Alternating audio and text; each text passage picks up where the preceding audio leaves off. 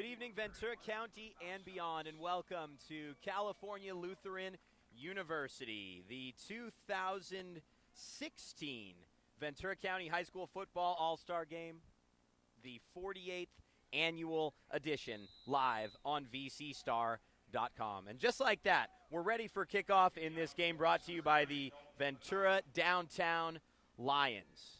The West kicks away to the East team in all blue, taken up to the 24-yard line.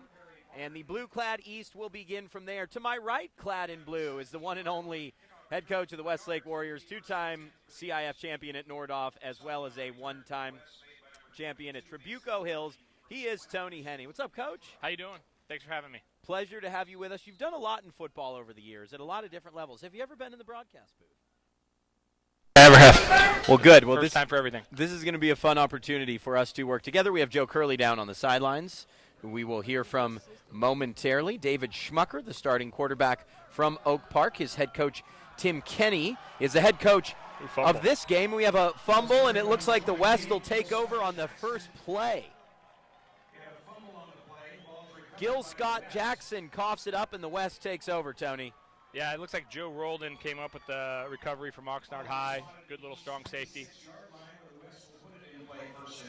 Yeah, and with games like this, you frequently need something to really bring the game to life, don't you? And a turnover on the opening play can do that. Well, in the All-Star game, you're not in great sync with each other, so all kinds of things are going to happen. And as a coach, I don't think you can really prepare for it. So you just tell the kids to go out there and have a good time. But in some ways, I think that can make the game a little bit more fun, a little bit more entertaining for us neutrals. Sure, it's like going out to the park with your buddies and seeing what happens. So Mijares to throw for the end zone on first down, and that's caught in the end zone. Touchdown! Touchdown for the West. Frankie Tostado. Well, Ventura County fans are used to seeing that. A tremendous football player Tostado is. Obviously a great baseball player as well. A bright future ahead of him. A nice toss from Mijares to Tostado, and 17 seconds in. We got to start here. Joe Curley, what did you see down on the sideline? You see a lot of blank faces on the east side, kind of stunned, and just what a way to start. Turnover and then go up top, and obviously we saw a lot of that this year in the last couple of years out of Frankie Tostado. I watched from the field the CIF championship game and the regional game to follow, and you're just struck by his combination of size and speed, Tony. What would it have been like preparing for a player like that? Well, we saw him quite a few times in the summer and summer passing league. You just want to keep him in front of you. When he gets down the field, he's able to use his leaping ability, his height, all those kinds of things. You want to keep Tostado in front of you.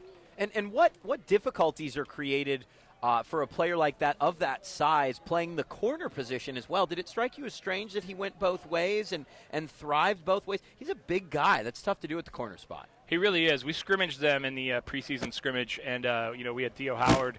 And when you're usually lining up with Theo, you're thinking we can go by everybody. But when you have a corner that's that tall, you can't always guarantee the jump ball. He's also very good in the run game as a run supporter as well. You know, Joe, you and I were on the field for the Ventura County Star watching that CIF championship game, and that matchup between Frankie Tostado and Kevin Howell during those first three quarters, which were really neck and neck, that was certainly a memorable moment for us in covering local football. Apparently Joe is not paying attention to me, but that's okay. Carried by Perry Martin up to the 35-yard line. This East team is just loaded at the running back spot. But yeah, they're tremendous backs, and Martin, Riddick, Gil Scott Jackson, I believe all three of those guys were all Ventura County, chosen by the coaches. A lot of speed on the field at running back and wide receiver right now for the East squad.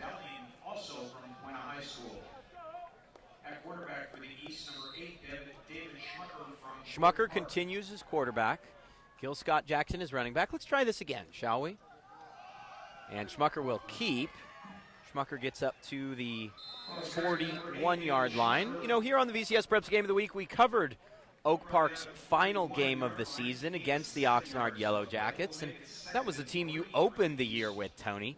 How do you see that team as having progressed? And let's talk about Oxnard first. From when you saw them at the beginning of the year to the product they put on the field to close the season. Well, obviously, John Mack's going to make a big difference there. He has tremendous, football acumen and a history of success. And you could just see throughout the year that they were getting better and better. Here's a carry from Jackson. Jackson beyond the 50-yard line. First down for the East. And on the other side of the coin, and I think this is part of the format we'll use, right? Like, you watch so much county football. You're so in tune with county football. I really want your opinion on a lot of the different teams and coaches and players and such. On the other side, look at Oak Park and the season they had to deal with a year ago, going 0-10 and then making the postseason. Well, I thought it was a great job by their second-year head coach, Tim Kenny. When I got the job actually at Tribuco, they had told me that he had interviewed there and that they thought he was a great coach. So I was looking for big things out of Oak Park. Obviously, the first year they struggled, but what a tremendous improvement over 1 year from 0-10 to 7-3 and a playoff team. Andre Bellamy sweeps Gil Scott Jackson to the ground. Coach Kenny and I have something in common. I want to say it was October 15th, 2005. He was on the field of the USC Notre Dame game, the Bush Push. I was in the broadcast booth, actually. Quite a day for both of us in kind of different ways. Here's Schmucker to throw. Nice throw, good route, good catch. And that's a timing route as well for Sipes. Schmucker released the ball before Sipes made his break to the near side. How do you put that together in just a few days? I think you just have to rely on your instincts, and you got to trust the players that they're going to be able to make the play. Sipes is a very good football player. Played both ways at Newberry Park, which in my experience gets harder and harder to do at the higher levels of football you go up to. He's a kid that's a tremendously dangerous receiver. I'm surprised they're not using him in the slot, though. That's where I thought he was most effective.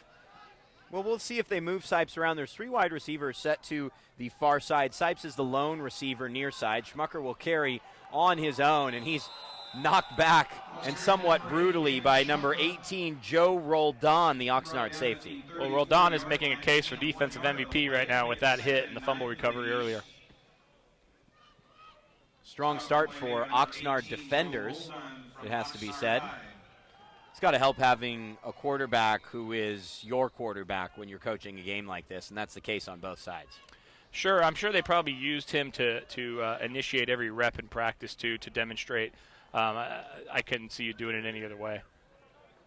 And what do? Do you install 15, 20 plays? I mean, how Gosh, I don't know. The only time I called plays in an All-Star game, we got our butts kicked. So I don't think I actually know what the answer is. I know I talked to Coach Bankert with his experience at the All-American Bowl, and they said they got in 46 plays in 3 days.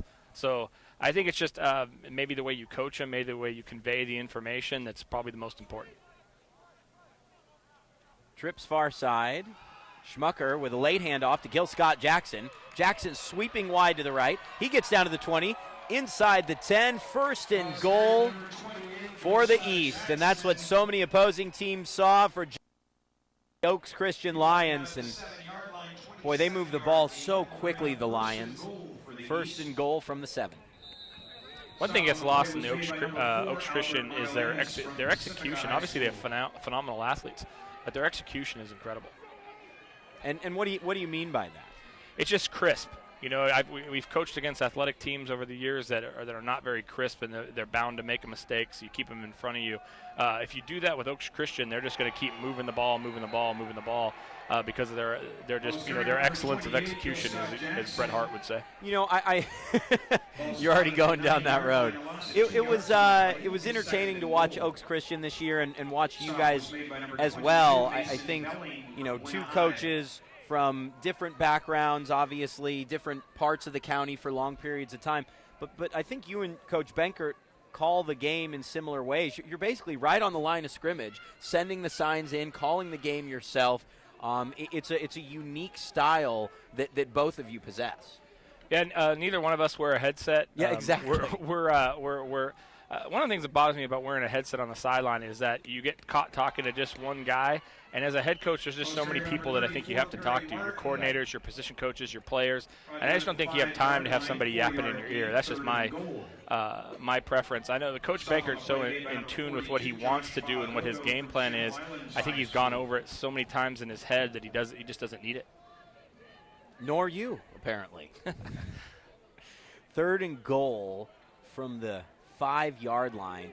After Jackson's long run down to the 7, we've had back-to-back carries. Well, one of the problems with the spread offense that they're using is that when you get down to the goal line, teams can go to zero coverage, and then it becomes increasingly harder to run the ball out of those sets. So you almost have to be able to throw the ball in.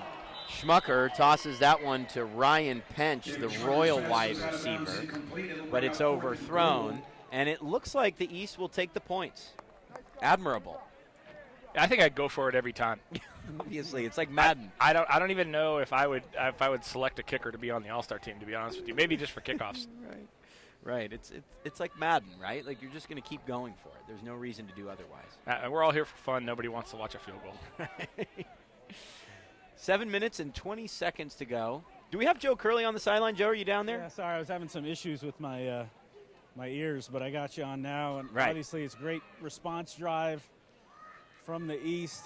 Going back to Gil Scott Jackson, look, they don't, obviously, we remember from last year, they don't rush the field goals. So Dorn with the 22-yard field goal to get them started.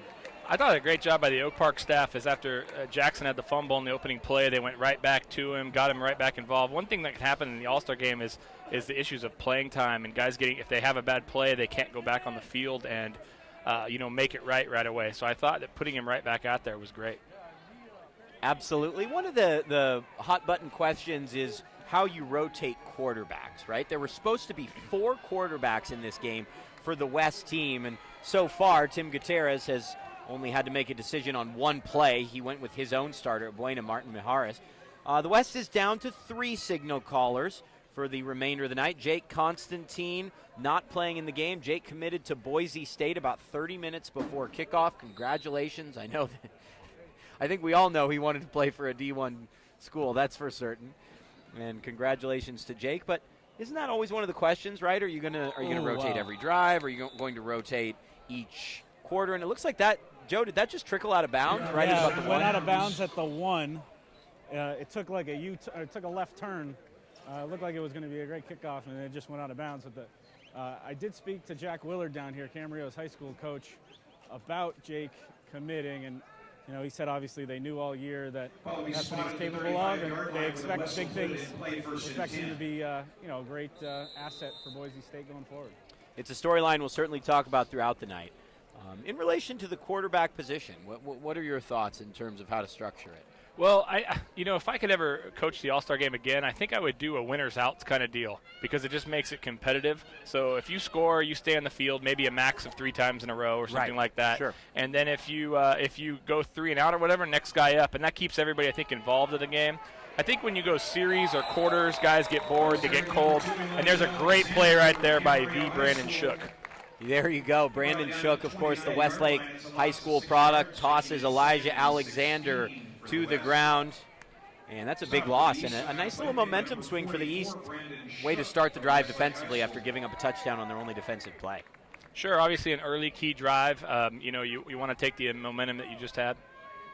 Ryan Muscarella and Blake Kilgore, the wideouts to the near side. Screen pass set up this time for Anthony Castillo. And Castillo gets a couple yards, and that's that. Number 99, Bakari Cook right there, recognized the screen really well. Stopped his upfield momentum, turned back around, and got down the line and made the tackle. Good player out of Moore Park. Bakari Cook of the Moore Park Musketeers, 6 foot 200 pounds. Gosh, we had a thriller between Moore Park and Royal the first week of October. That was quite a game. It seemed like on film Moore Park had a thriller with everybody. Gosh, they did, didn't they? It was just one of those years where... Well, they had us 4th down and 12 with a minute to go on our own 10. And they had jumped out to a pretty considerable lead against you guys as leaping up to make the catch is Tostado. as he's run out of bounds at midfield. Doesn't Tostado just seem to have more energy than everybody on the field? He does. I mean, he's still running. He does. It's his energy. It's his athleticism. It's his strength. Joe Curley, thoughts on that? Well, obviously, didn't lose a lot of games this year, and this being his last high school football game, might want to go out with a win after, that tough loss in the state championship game. I just can't imagine this guy not playing football anymore. Yeah, it's amazing. Doesn't make sense to me. Any insight into that? It's different for each kid. Some kids, they naturally love their other sport and they play football as a hobby. Some kids play football and play other sports as a hobby, and some kids just aren't quite sure what they really want to do. So with Tostado, I'm sure that things, as this week goes upon the week before signing day, some things will shake up for him, and as it goes forward, it'll probably help him make his decision on what he wants to do. But all I've heard is baseball. And Yeah, Frankie has been adamant that he's a baseball player and that he's made his decision. And, there's got to be a school out there that could be smart and recruit. Obviously, he's being recruited by Hawaii for baseball. But if you're going to get him, maybe it'd be smart the football and baseball coaches get together and put together a package. Well, also you got to consider the third option there is where might he be drafted in the Major League Baseball draft. So Exactly. There's, like I said, there's a lot of options that haven't presented themselves yet to him that probably will be, and he'll have to make his best decision at that time. And we see plenty of young athletes really go back and forth. That he doesn't necessarily have to make a decision up front, specifically if he goes to a baseball school that has a strong football program. Sure. 3rd down and 6 for Mijares. Mijares stepping up in the pocket, looks like he'll run, stays behind the line of scrimmage, delivers it to Tostado, makes a great catch, and Tostado's run out of bounds at the 35-yard line. Just a nice little pitch and catch, and really nice job by Mijares to know exactly where he was in relation to the line of scrimmage. Well, he did a nice job stepping up in the pocket, bought himself a couple extra seconds, allowed Tostado to run away from the defender, and he made a good throw. Notice it's Lee Pitts, up against Tostado. Obviously, Oaks Christian and Camarillo had a lot of social media words this year about just how great Camarillo was and how they would match up against Oaks Christian. And two vocal members of that back and forth are these two guys matched up against each other right now. To be honest with you, I love that stuff because I get sick of all these kids loving each other up on social media all the time. I think it's nice to have a good rivalry going with other people as long as they keep it within the realms of appropriateness. You could argue that's one of the top 1 or 2 receivers in the county going up against the 1 or 2 cornerbacks in the county. So that's fun to watch on the near side here. We'll keep an eye on that. I have a comment on the social media battles between those two schools we'll get to after the play. Inside screen Tostado. Set up for Tostado. Not very well blocked. Yeah, didn't work out.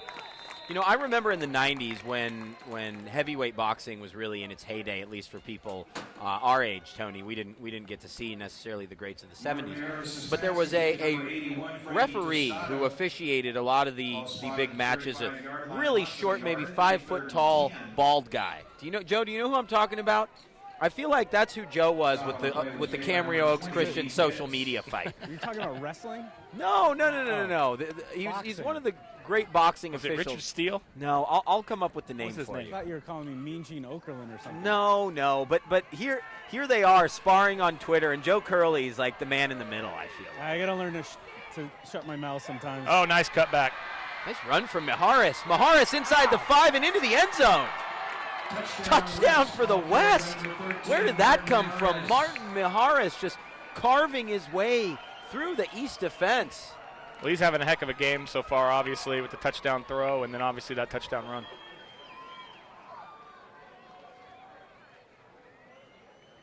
I haven't seen him run like that before, though. I mean, Joe, have you seen a run like that from him in his career? Well, I remember him being a run-first guy. Remember when he was younger, when he was a sophomore, he was an athlete that could move around, and obviously he developed as a passer and used those legs less.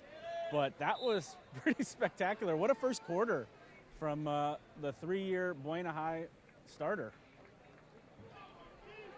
It is 13-3 with 3:40 to go in the first quarter. Joe, maybe a post-touchdown interview? Yeah, let's go get him. I'll go on the other side. All right. Make sure you ask the coaches if we can interview players during the game, or we could just do it. I think they'd be cool with it. Yeah, I think we're all right there.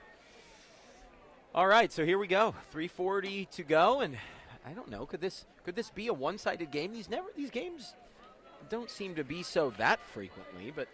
Well, it's interesting to see the West on top so quickly here. Usually the East has been if there's going to be a blowout, it's gone the East side. So it's interesting to see how the East is going to respond.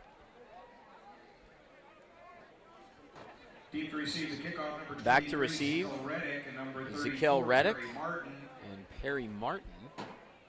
I mean, really, this would just be a one-score game, obviously, if not for that stalled drive inside the 10-yard line.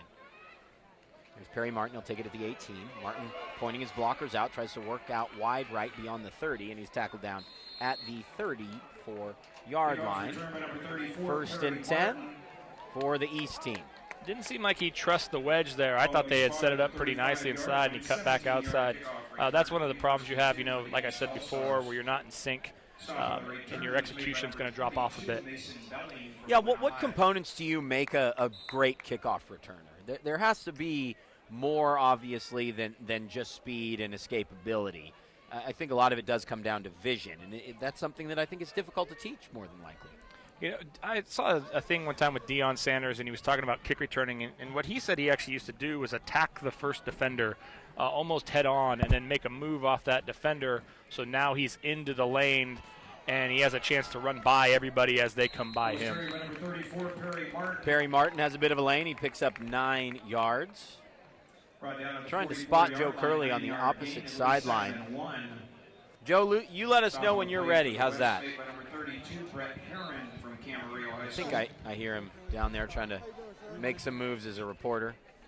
Boy, Joe Curley, what a gem. Got another one in the booth here with me, Tony Henney, obviously, the head coach of the Westlake Warriors, our guest commentator for the night. When does the season start? What's your first game? Our first game is, I think, August 26th, home against Oxnard, and then next week we're actually traveling to Aledo, Texas, to play a game in Fort Worth, Texas, which should be fun. Wow. What team is that? They're Aledo High School. They were a state finalist this year in Texas. We're going to be there in the Dallas-Fort Worth area to play them. It's an interesting deal. It's a 3,000-person town with a 9,000-seat stadium that fills up. So I think when I say we're going to Texas, we're going to Texas. I look forward to that. Hey, Joe Curley's got Martin Maharis down there. Go for it, Joe. Martin, what obviously, it's been a couple months since you played, and it's like you played last week. I don't know, just the love of the game finally came out of me. This last couple weeks practicing with all these guys, they're great people. Love to be around them. It's just great atmosphere. It's awesome. You get the turnover to start the game, and you go right for the jugular. That was great momentum. It was not first and goal, but we were in the red zone. And Frankie one-on-one out here, I'm going to take that. I'm going to take that every time. 10 times, I'm going to take it. Obviously, you had playmakers at Buena, but, to have a little taste of having Frankie on your side, what's it been? It's a life changer. It's ridiculous. That's why he's the real deal. That's why they had so much success. And then your run, we haven't maybe seen that since you were sophomore or junior. I honestly have no idea what that was. It kind of just happened. I have nothing to say about it. It just happened. I can't even explain it. Oh, that's great. Hey, great. Quarterback Martin Maharis, the leader so far, the first quarter leader for MVP of the game. Yeah, absolutely. He's been terrific. Thanks to Martin Maharis. That's one thing you get a chance to do in a game like this, right, is you just get an opportunity to make plays that maybe you've never made before. Yeah, the kids just got to go out there and have fun and just let things happen. We always talk about that at Westlake and wherever I've been about just going out there and having fun on the field. That way you can play relaxed. In this situation, they get to be very relaxed. I mean, it's not like they have to pay for it on film tomorrow if they do something squirrely. So Right. the kids should just go out there and have as good a time as possible. Right. No, absolutely. It's certainly a different story. You can play fast and loose. And, boy, this 4th down and 1, kind of a big moment early on in this game. The West has scored on their 2 drives. One was just a 1-play drive following a fumble on the opening play of the game. Well, it'll be interesting to see here if they actually run a play or if they're going to try and draw them off sides. Schmucker also is capable of a quick kick, if I remember from the postseason. And Oak Park has done that for years if they've had a quarterback that's able to do it. he'll take 2 steps back and then go. But it looks like they're going to go here. Why not? Oh, Another boy. fumble. Schmucker picks it up. The ball's still loose, and it's recovered by the East, but it'll be turned over to the West, and the West takes over at the 39-yard line. Another missed exchange. Looks like we're going to have a reverse to Sam Lancelotti from Simi Valley, but they botched the initial fake. Yeah, Lancelotti, the wide receiver on the far side, was working his way back over to the near, was set to take the ball from Schmucker, but again, the initial exchange went wrong. And that's just timing, right? Right, it's timing. It's things that you just probably don't get enough time to work on in a 2-week practice session. And they're talking it over on the near side. Schmucker, Lancelotti, Gil Scott Jackson shaking their heads. You can see they really want this game, that's for sure. Here's Tyler Smith. Completes to Blake Kilgore, and Kilgore just recently signed with Dixie State, a Division II school. If I can jump in, Tony, real quick, that was actually Cody Smith from Hueneme, 6'2", 230, number 16 and number 86. I had confused them. But that is great news for Blake Kilgore. I'm sorry to interrupt there. I just wanted to make sure Cody got some love from us. But talk about Blake and his commitment. Well, we saw him. We didn't see him on film coming into the game we played, and he scored 2 touchdowns against us this year. Just a big kid over the middle, tough to guard. When they're running the ball as well as he did with the Calderon kid, it's tough to find the tight end a lot of times. Yeah, Raymond Caldera is on the roster tonight. And I think he's in the backfield right now. Well, there you go. Well spotted. Maybe this profession will really take for you. So Caldera checks in along with Smith. That time the pass was intended for Kilgore. And you're right, he really came out of nowhere to be the go-to target for Dalton Pagano. I don't think he was really on anyone's radar locally in terms of turning around and being a potential committed scholarship player. Well, he's a big-time part of their success because obviously when Coach Mack came in, they changed the offense, made it a more wide-open style where they're used to running. Oxnard ran the option for years, so when you do that, you're going to need people that can stretch the field, run down the seam, things like that, and he's able to do that, and that's the reason why that offense was able to go. Noticing that Shane Sipes is actually playing both ways for the East here. He's out at corner right now. Shane Sipes featured on the front of the sports page this morning. Here's Raymond Caldera. Boy, we saw some memorable performances from that young man this season. Notably, an incredible second half against Rio Mesa in the first league game. I felt in the games I've watched of his that he gets better as the game goes along. He's a squattier, bigger back, and so he's just going to kind of start to get tough to tackle with those big legs of his as the game keeps progressing.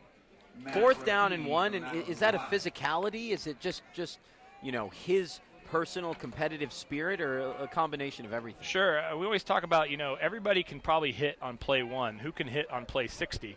And Caldera's a guy that can do that. They actually pitched to Caldera, and on about play 16, we'll say, Caldera is stopped on 4th down, and that's a big play for the East to get the ball back with 25 seconds left in the first quarter.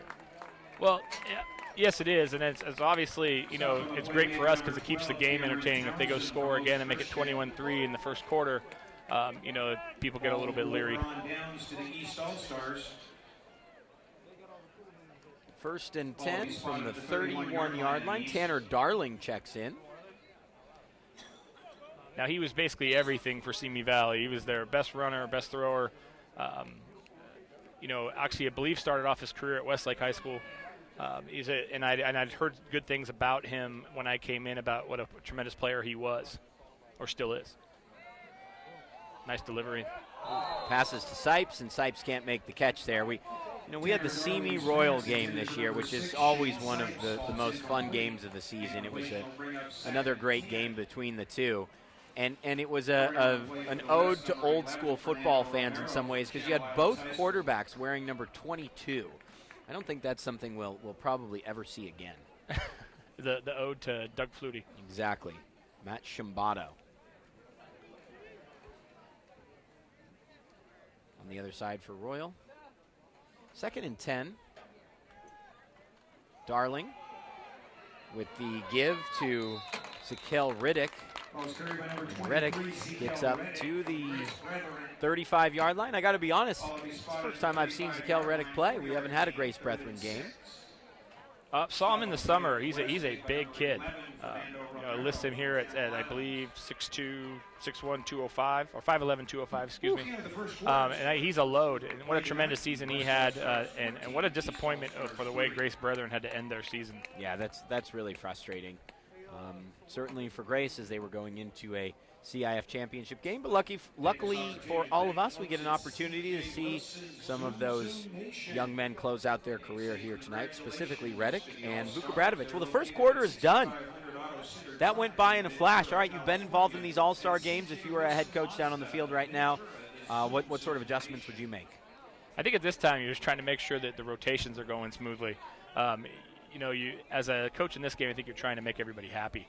You want everybody to have the best experience possible, so you're probably checking with your assistants, with the players, making sure that everybody's either been in or on their way in or what the case may be. And who handles and manages the personnel groupings in a game like this? Usually I would leave it up to the position coaches to make sure the kids are rotating. I know some guys leave it up to the kids themselves, but sometimes you can get a guy that won't let the other guy on the field. So I think that usually the individual position coaches should handle it. What about during the regular stretch of the season, Tony? Who handles your distribution of personnel, for example? I think it's a collective effort. I think we have a good idea of what we want to do every game, and we usually go over, if this guy's down, who's the next choice. And that way it's already ad nauseum. Everybody knows what's going to happen if X, Y, or Z factor happens. It always fascinates me. Rotations are so deep these days, more and more at least for high school teams specifically. So I know it's presents a different type of challenge. Well, you want to get kids on the field. The more kids you get into a game, the better your practices are. And the more kids buy into the program and are having fun and things of that nature. So, trying to get kids in the game and trying to find something that they can do to help the team and make them a valuable part of the team makes them have a lot of self-worth and feel that they're really contributing and brings up the whole team morale. Well, and I think that's a component that can't be lost in terms of high school football, right? Obviously, you're going to put your best 22 out there as much as possible, but as much as you can involve other players and give other players the opportunity to play, you should. Well, there's a lot of things kids could be doing with their time. They can play video games, they can go to the beach, they can play other sports, they can, they can do a lot of things. So in order for us to want all the kids to participate, we got to make it fun for them. Absolutely. 45 seconds into the second quarter. Tanner Darling, the quarterback. Gil Scott Jackson, the running back. Dropping back is Darling. Ooh. Nice catch by Jackson. Diving to make the grab. He ends up losing a yard. Number 23, Torrey Davis there did, I think, a nice job of laying off there. I think that's not what we really want to see in an all-star game. Yeah, that was a smart play, wasn't it, really, for everyone? And a level of maturity there from Torrey Davis. There was an opportunity for a collision that probably could have hurt both players, and he just sort of peeled back a little bit. Right. I mean, you've got a lot of guys out here that have a future in football, and some guys, this is their last game. But either way, nobody wants to see somebody get carted out of here.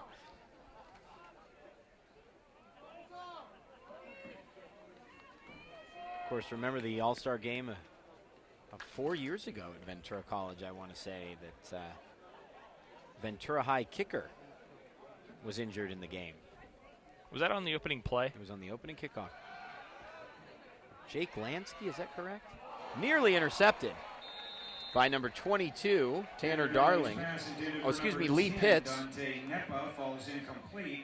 There are 3 players listed at number 22. That's on the west, Mason Belling. Thanks, Tony. Again, color commentator, spotter, play caller. You can really do it all. Joe, you've been quiet down there. What's happening? Yeah, just one thing about Jake Lansky. We got a happy ending to that story. He ended up at Ventura College, became their all-time leading scorer this year, and he just signed with San Jose State. Nice. So he got a scholarship out of it and everything. So good. He had a great 2 seasons at VC as well. He was a really good kicker. Your heart just went out to him, and he obviously had to sit out for a year because, again, that was the last game, if I'm not mistaken, that was played in May or June. Right, and I think part of the other reason of moving the game to January is if anybody gets hurt and they are moving on with their career, there's time to recover before they start their college football careers, usually in July, August. I was going to make a play on that punt. Yeah, that's what we were hoping for, Joe. Joe was a star wide receiver at Newton South. Star, well, not a star. No. Not a star. But did I get the high school right? No, you got the high school right. Wow, that's impressive. We have a lot more journalists out of Newton South than than football Who players. else outside of yourself? Andy Katz. Really? I'm blanking. I'll come back to it, but I mean like 3 or 4 big names, and then me. And then, yeah, right. Oh, dear. We're going to ask Joe about tomorrow as well. Big game coming up Brandon tomorrow. Shook. There he is. Talk about Brandon Shook and what makes him such a great player. Tremendous motor. Obviously, you just saw it there, chasing down the ball carrier. He's a pass rush guy. I mean, the first day you figure out pretty quickly, point out the quarterback to Brandon and say, sick him. He does a great job of playing like the Lawrence Taylor 3-4 outside linebacker kind of guy. Causes a lot of problems. I think against Santa Margarita he had 5 sacks. I mean, so a tremendous career at Westlake. The Ventura County Defensive Lineman of the Year. Just does an awesome job of creating chaos for the opposing team. And looks like they're playing him to the wide side mostly. So what they're trying to do is basically cut off 2/3 of the field here, making you have to go at Shook. Sort of as this is dumped off to Kilgore, I'm not sure if this is the right analogy, but maybe you'd call him a downhill, sort of a snowball effect as a defensive lineman. Like once he is in the backfield in the first quarter, makes a big play in the first quarter, I remember him just going off in games. Once he establishes that momentum, he's almost impossible to stop. Well, I think he actually strikes some fear into the play caller. He strikes fear into the quarterback of trying to look at the line of scrimmage and seeing where he's at. He's frustrating probably to the offensive tackle or back or whoever's trying to block him. So he does a lot of things psychologically for the defense, and if he makes a play like you're saying earlier, usually it's a long night for the other side. We're going to do our best to give some love to the offensive linemen. I'll call out some of the West Side offensive linemen after this in a moment. In the all-black pants, you got to love Peyton McKenzie from Rio Mesa. A.J. Duffner from Buena is in on the offensive side at this stage. Louis Gutierrez from Oxnard High School. Sean Chisholm from Camarillo, 6'5", 275. He's a tremendous football player. Watching the CIF championship game, really got a chance to appreciate what he was doing. They were using some unbalanced sets, putting him on both sides of the field. You would almost look, if you rewatch the game, he would have been one of the MVPs of the game, the way he was down blocking guys on the TO defensive line, the way he was, basically mauling people. Well, and that's what changed in that game, too, really, when Camarillo took over, was that they started winning the game up front, in my opinion, at least. Well, it was a great job by Coach Willard and Coach Sanchez, their play caller, of not panicking when they were down 14-0. Here is Frankie Tostado to punt. He could at least, if he ends up in Hawaii, he could at least be the punter, potentially. I think he's a little too athletic to be just a punter. I'm aware, but nonetheless, it just goes to show he's a man of many talents.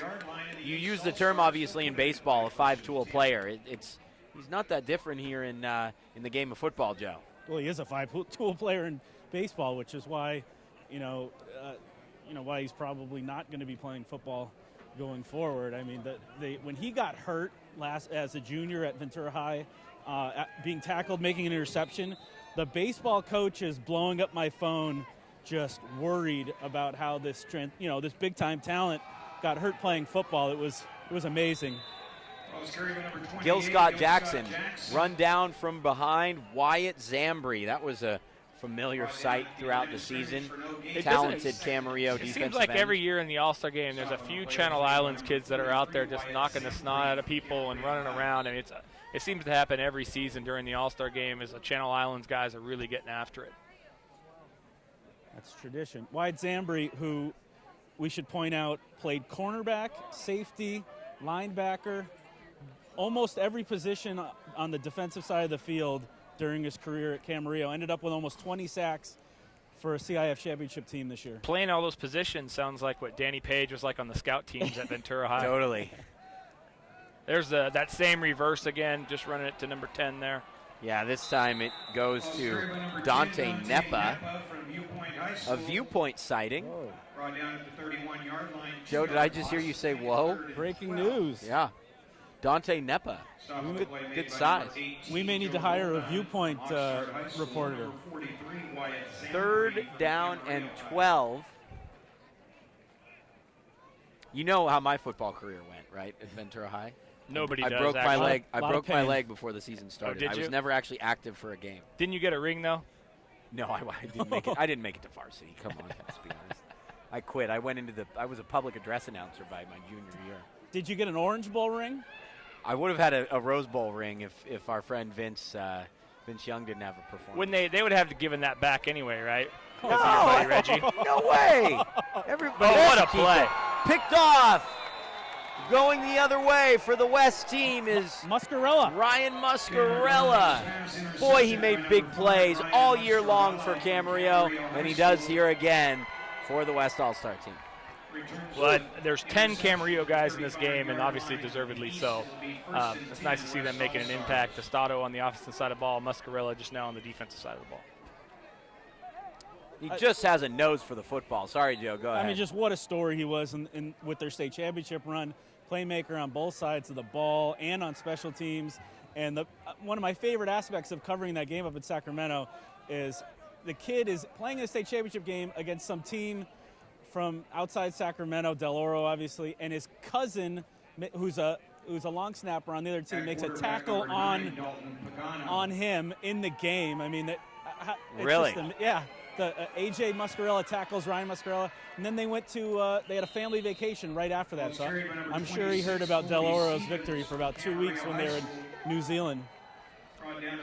Another good player from Camarillo, Colby Stevens on the run there. I thought he had a tremendous game in the CIF championship game as well. Yeah, just another outstanding contributor to the Scorpions championship run, Colby Stevens. You're right, this roster is loaded with Camarillo players. And it looks like Dalton Pagano's in at quarterback now from Oxnard.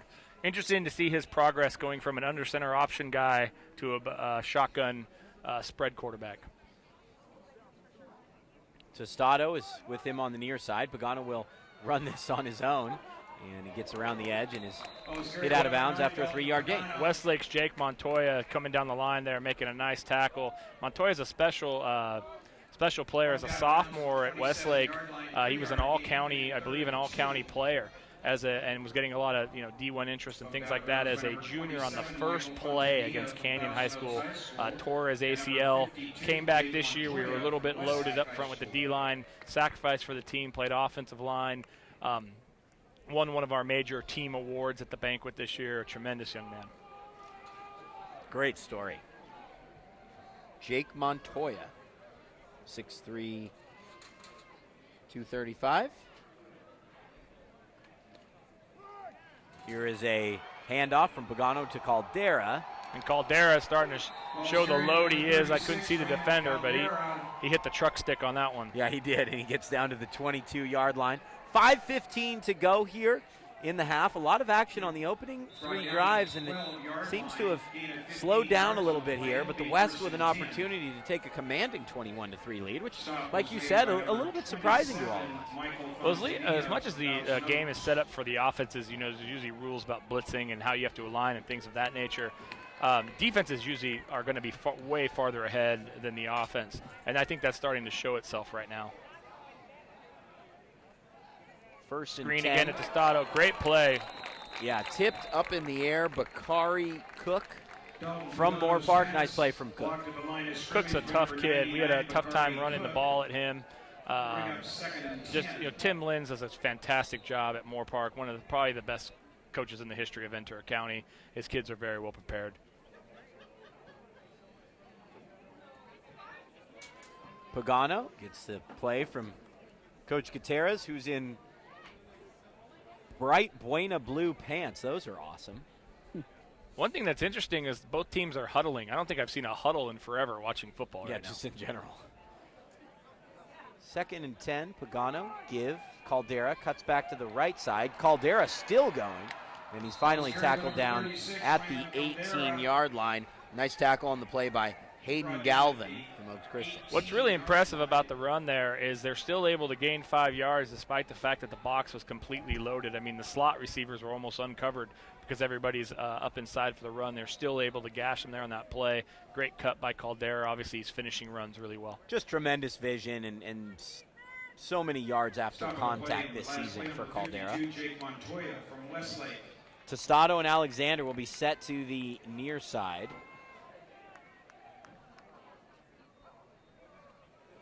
And it's another give to Caldera. Caldera scoots to the left side, and he will pick up the first down. Another outstanding run from Raymond Caldera. 1st and 10 coming up from the 11. A first down is possible inside the 1-yard line. You know what we haven't seen on the East roster so far tonight is Isaiah Otis. I was hoping to see him get loose tonight, but maybe he's not suited as well. Well, Otis obviously struggled with injuries. I'm not sure if he's available. We'll have Joe Curley look into that. Yeah, I'll get over there right on it, guys.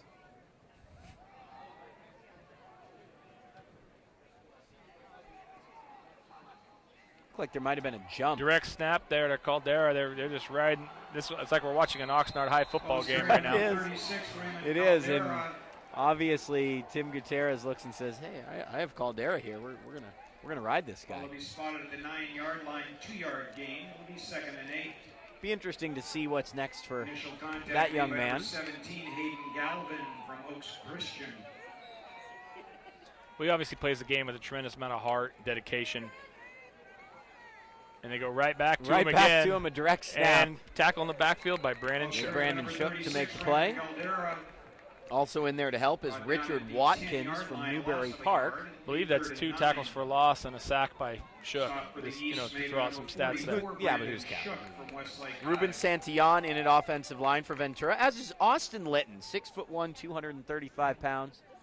Comes from a family of 3rd and 9 coaches. going with the same set, and there looks like Caldera's he's going to gonna throw to the corner of the end zone, nearly intercepted. Penalty flag down, though, on the goal line. Raymond Caldera, that wasn't exactly a beautiful throw. Well, it seems like they trust anybody to throw the ball up to Frankie Tostado. Just get it high enough. Right. And it's a holding penalty against the East, so it'll be an automatic first down, and Caldera won't even get credit for an incompletion. Let him throw it again. I will tell you this, they're not bringing a quarterback in. Muscarella. I believe it's still going to be 3rd down. Oh, will it be 3rd down? No, it should be 1st and goal because they dropped the sticks. Right, in high school football, though, I don't think it's an automatic first down. Is that so? It drives me crazy. Yeah, but I'm an offensive guy. So it's Caldera and Muscarella, both in the backfield. Both can take the direct snap. It goes to Muscarella. Muscarella is right at the first down marker, and he's got a touchdown. Well, he got the interception, and then he finished the drive. It's fitting, isn't it? Ryan Muscarella scores, and it's 20-3. The away West team is out in front by 17 points. The East is hopefully the East can get a score here before the half to cut the deficit. And remember, they will be kicking off to start the second half of play.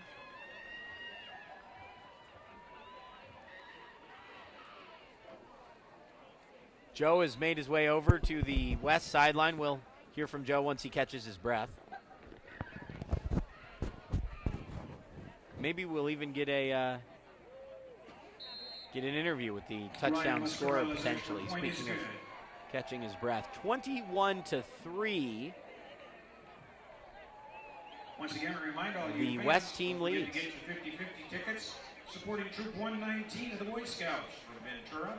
We'll be selling 50/50 tickets. Now would maybe be the time to do something on the kick return. If you have a reverse put in or something, maybe something to ignite your players, ignite the both sides of the ball, ignite the crowd, try to get back in the game here real quick. It's a great call. 21-10 at halftime is certainly manageable. Of course, you do have Riddick and Jackson back to receive. That certainly doesn't hurt. Angled towards Riddick, takes it at the 10. He's quick. He's a big kid. You really don't see very frequently 205-pounders returning kickoffs. Yeah, usually you got shorter, quicker Kickoff kids, is returned by number 23, or long strider, 6'1" wideouts. But hardly ever do you see a back of that size doing it. 29-yard line. Coach Henderson's done a great job with that Grace Brethren program. Yeah, he has, hasn't he? Obviously has a phenomenal record. First and 10 for the Really East. put them on the map as one of the best, probably small schools in the state of California. So Tanner Darling starts things off with 2:19 remaining in this first half. Darling airing it out for Ooh, Pench. just missed. Looking for the Simi Royal connection there, and he just overthrew him. We have a penalty roughing flag call. on Roughing the play. passer. Must have been pretty late. I didn't see it. Preliminary indication is roughing the passer penalty. Didn't see a penalty for nearly the entire game. And we've seen almost back-to-back penalties. Trying to find Joe Curley down there. Yeah, he's there with Ryan Muscarella. Let's toss it down to Joe with first down forthcoming. Danny, you got me? Oh, here we go. Excuse me. Yeah, we got you, Joe. Go for We're it. here with Ryan Muscarella, who intercepted the ball to set up the drive, ran it in on the touchdown, and then kicked the extra point. There we go, huh? Excited. It's a good drive. Obviously, you spent the whole season doing whatever it took for Camarillo, so we know you're in all three phases. But that must have been pretty fun having that package in there with Caldera and everything. Just tell me about that package and that play. Oh, absolutely. That package is a great package. I mean, we got great players on both sides of the ball to make that play, that defensive play. We were locked up. And then on offense, playing with those guys, I mean, you're playing with the best in the county, so it's really fun. And it's been a great job, a great time. What are you guys calling this the setup with you and Caldera? It's like big and small and thunder and lightning. What do we got here? No, we just call it Tiger, I mean, it's not a duel. It's not just the two of us back there. I mean, we got the whole 11 players on the field. We got the team behind us on the sideline, so we're going at it as best we can. We're just having a good time with it. What did you see on the interception? Bring me through that. Oh, I mean, I saw the ball. The play broke up. I mean, the coaches teach us when your play breaks up, find a guy, stick with him. So I stuck with him. And I read the quarterback, and, I mean, he threw it to the guy that I was on. So I happened to be there and had to make the play when it came to me. So. And then last question, obviously, you were in New Zealand with your cousin. How much did AJ give it to you about the game? Oh, you're in. He's in. Shoot. He's got to go in the game. I'd like to hear from him at some point too, Joe, about about his thoughts, or if we talk to a Camarillo player, their thoughts on their teammate committing to Boise State. That's one we'll look at. You have fun down there on the sidelines, Joe, for this All-Star game? Well, when you're talking about Muscarella, I mean, that's why I was worried that he was in on D, because he's in there on all three phases. He's like a certain number 42 was back in the day at Newton South High School. Looks like they're going to use him here as like a robber, as he's just kind of going to sit in the middle of the field and look for something.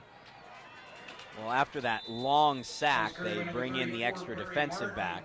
Of course, it was just a fumbled snap, really. The West could take a timeout here. 1 minute, 10 seconds left. And the Buena Bulldog staff elects to. Have a timeout on the field charged to the West All-Stars. That was. Stop on the last play. What are you laughing at, Joe? What's so funny down there? Well, I mean, they teach you in Journalism 101 to never affect what you're doing, what you're covering. Right. And so I'm just, kicking myself. But obviously, it's an all-star game, and we're having fun, and that's something we can laugh at the end of the game. I want to say along those lines, and Joe, you and I were actually talking about this via text earlier today. Just in the American sporting landscape, there are some really bad all-star games. Yeah. I mean, there are just some terrible games. Even at the highest level, they're just not very interesting. But there is something about this game, especially now being played in January, the way it's sponsored by the Ventura Downtown Lions. It is a fun, enjoyable game. It's one of the all-star games I look forward to all year. Yeah, I mean, obviously, I'm a big hockey fan, and there's no way I'm going to watch that NHL All-Star game with the 3-on-3, and how crazy that is. But in terms of this, it gives the kids one last chance to enjoy this level in front of their friends and family and have a special occasion. And Muscarella took that on the fly, and he was one broken tackle away from making this a kids everywhere 4-touchdown game. A lot of times, Tony, too, I think championship teams need that extra intangible player. you know, that just makes plays in all three phases of the game, specifically at this level. Sure. When I was at Nordhoff, we had a kid named Brandon Wadsworth. Yeah. That it was blocking kicks, returning kicks, catching the ball, running the ball, playing defense. Muscarella really reminds me of him.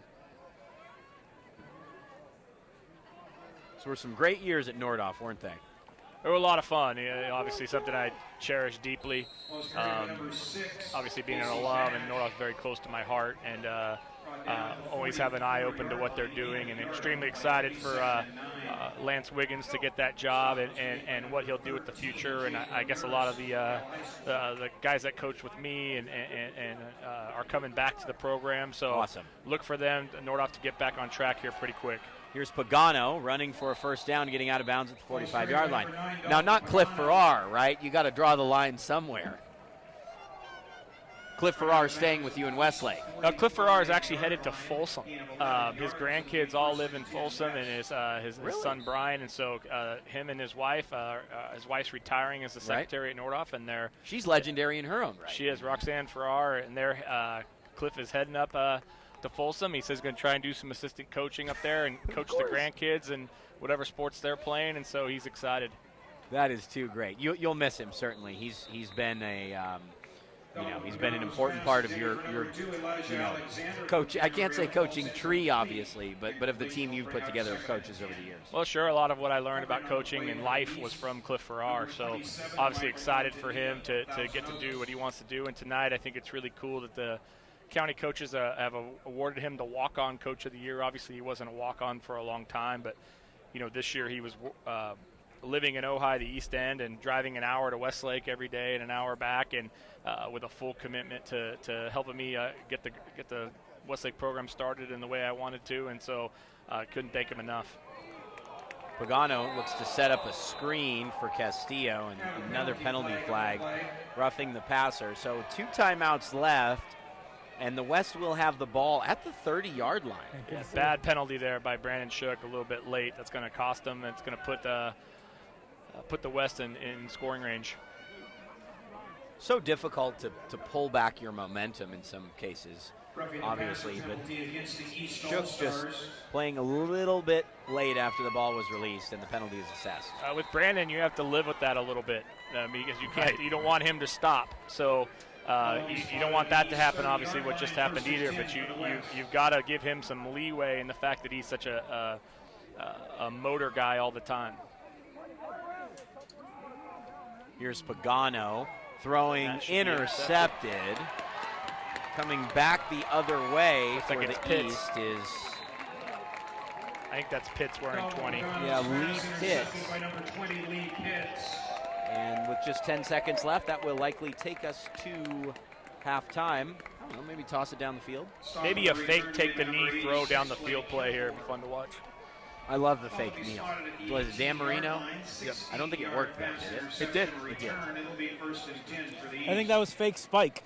Fake spike, yes. Right, yeah. right. The fake kneel was Texas Tech this year. Ran it in the. Did they really? Yeah, and they scored a touchdown on it.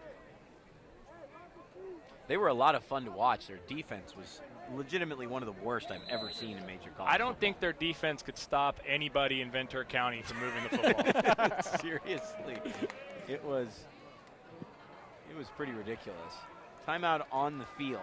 End of the half. Oh, it's the end of the half. That will take us to halftime. No fake kneel. And we go to the break with the West leading 21-3. My name is Danny Page. With me in the booth, the one and only Tony Henney. Joe Curley's down on the field.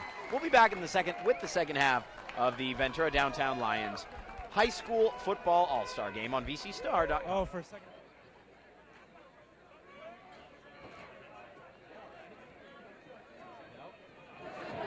Go down and socialize a little bit? Cool.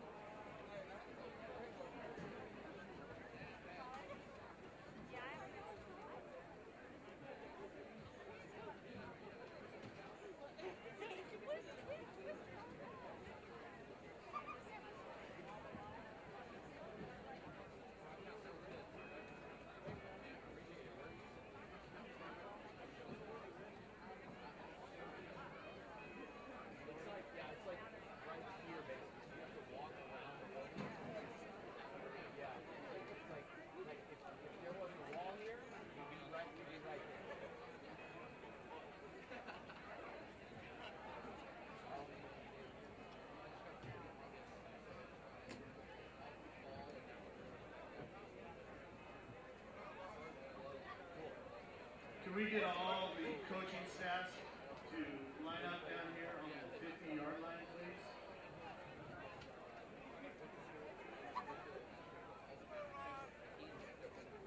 Coaching staffs of the year, East and West, please come down to the 50-yard line.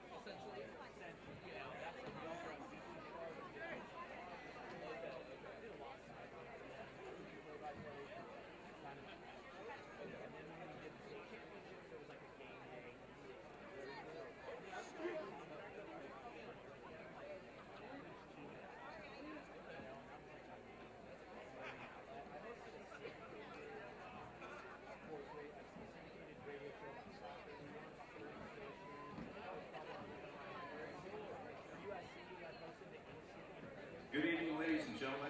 I'm Charlie Wager. I'm the president of the Ventura County Football Coaches Association. I want to thank all of you for coming out to the game this evening. It's a fantastic way to wrap up 2015 football season, watching some of the most outstanding players in the county take the field one more time with each other. I want to thank the Ventura Downtown Lions Club for sponsoring tonight's game, and also the coaching staffs at both Agora and Buena High School for volunteering their time to get both teams ready for tonight's game. At this time, as is our tradition, the Ventura County Football Coaches Association would like to formally recognize the coaching staffs of the year as selected by their peers. Our first award is the Tony Lopez Award, given to the Outstanding Walk-On Coaches of the Year. This year's recipient for the West County Schools is Gil Mendoza of Camarillo High School. Gil has spent 49 years as a coach in Ventura County, working at Moore Park Community College, Cal Lutheran University, Newberry Park High School, and 2 different stints at Camarillo. He's been part of dozens of league and conference championships at both high school and collegiate level, and no less than 2 CIF championships, or is it 3? 2. At Camarillo. The most recent one coming this past season, where he coached the defensive line for the Scorpions. He has he's a reputation as a master defensive coach, but more importantly, a great teacher and outstanding role model for the young men with whom he works. We want to congratulate him on a great 2015 and also a great career in Ventura County.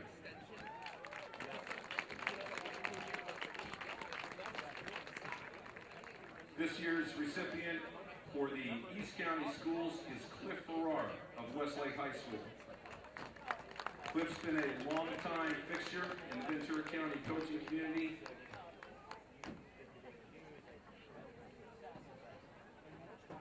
He has stints as an assistant coach, or he had stints as an assistant coach at both Oxnard and Simi Valley High School before spending 25 years as a head coach, 21 years at Nordhoff and 4 at Buena. He finished his career with 10 league championships and 4 CIF title of game appearances. His 171 wins ranks him second all-time for a head coach in Ventura County. He also spent several years as the president of the County Football Coaches Association. In 2012 and 2013, he was the defensive coordinator at Nordhoff when they won back-to-back CIF championships. This past season, he commuted from his home in Ojai to Westlake every day so he could coordinate the defense for the Warriors, who went 7-4 and advanced to the Pac-5 Division playoffs. His coaching expertise is matched only by his integrity and his sportsmanship, and most importantly, the true positive influence he has had on the players with which he's worked. He is extremely well respected by his peers in our association, and we want to congratulate him on a great season, as well as an outstanding career in coaching in Ventura County.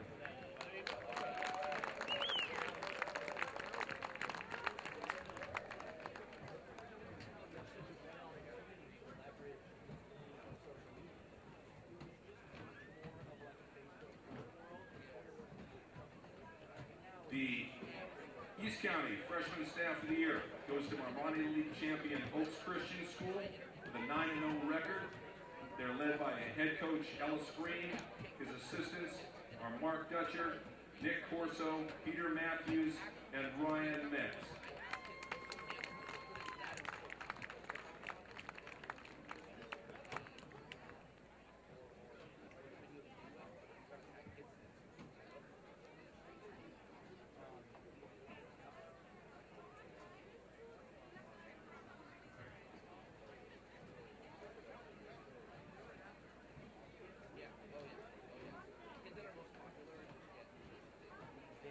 The West County Freshman Staff of the Year goes to the Pacific View League champion Oxnard Yellow Jackets with a record of 9-1. They're led by head coach Joe Otani, his assistants Henry Atenero, Jeff Jones, Randy Stage, Jim Nelson, Jonathan Vick, Tony Vasquez, and Albert Santos.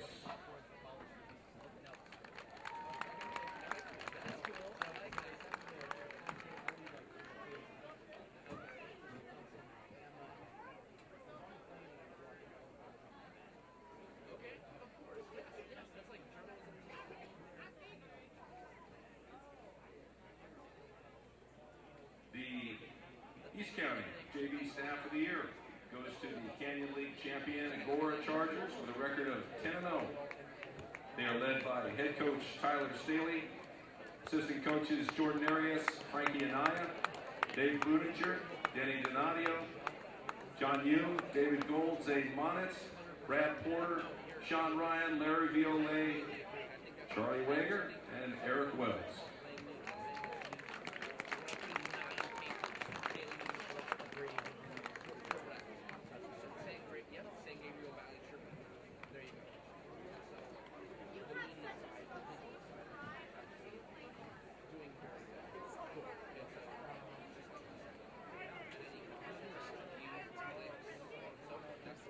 The West County JV Staff of the Year goes to Channel League champion Ventura High School with a record of 9-1. They're led by head coach AJ Pateras, assistants Dan Smith, David Pike, Aurelio Martinez, Aaron Triana, Joe Mendoza, Dylan Brown, Matt Mandel, Victor Holmes, and Jimmy Miller.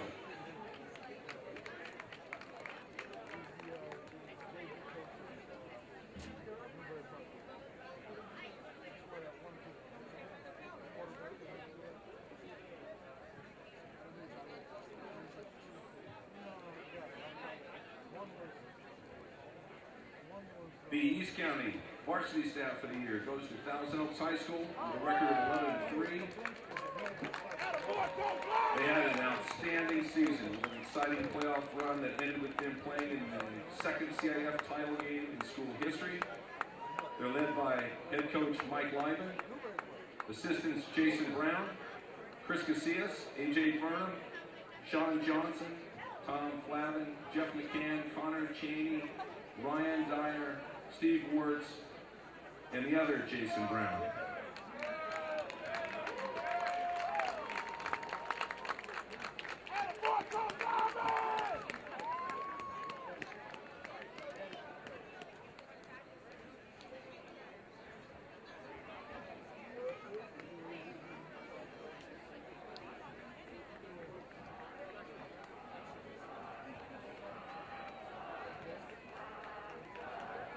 West County Staff of the Year goes to Camino League champion Camarillo High School with a record of 15-1. Camarillo won the third CIF championship in school history by going 14-0 to win the Northern Division title. They advanced to the state playoffs where they were the Division II AA runner-up. They had a truly remarkable season, and they are led by head coach Jack Willard and assistants Taylor Sanchez, Dale Barizzolo, Trevor Harrison, Richard Hawkes, Gil Mendoza, Glenn Bundy, Robert Gilbert, John Dolman, and Chad Power.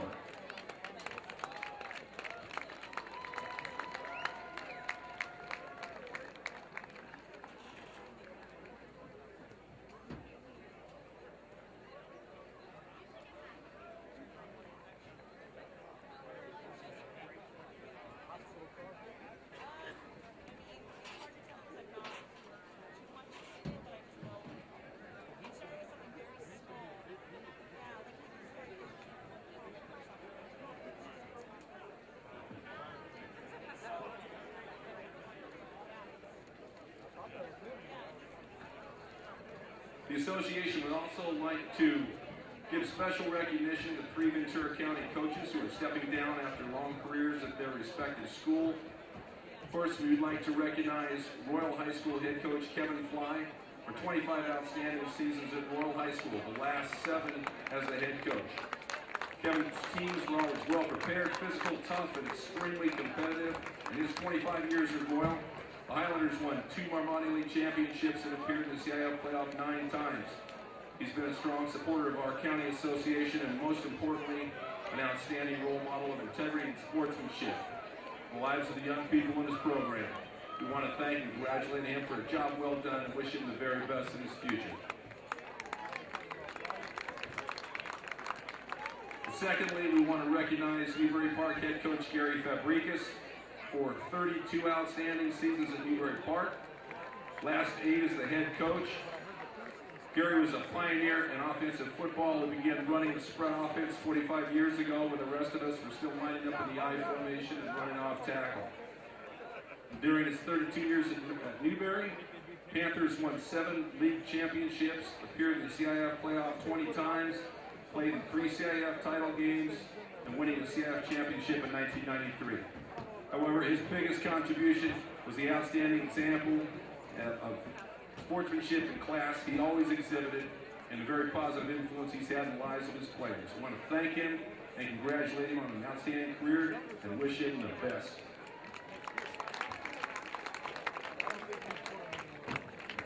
And last but not least, we have Charlie Wager himself stepping down after 22 great years coaching at Agora High School, leading us here at the Ventura County Coaches Association as a president.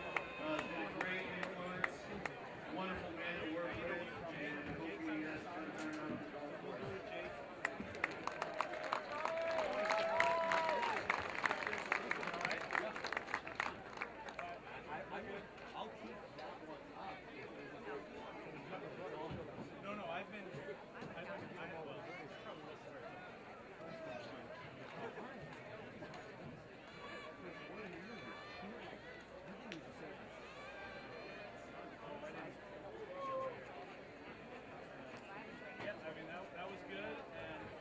So Ryan thinks it's hilarious.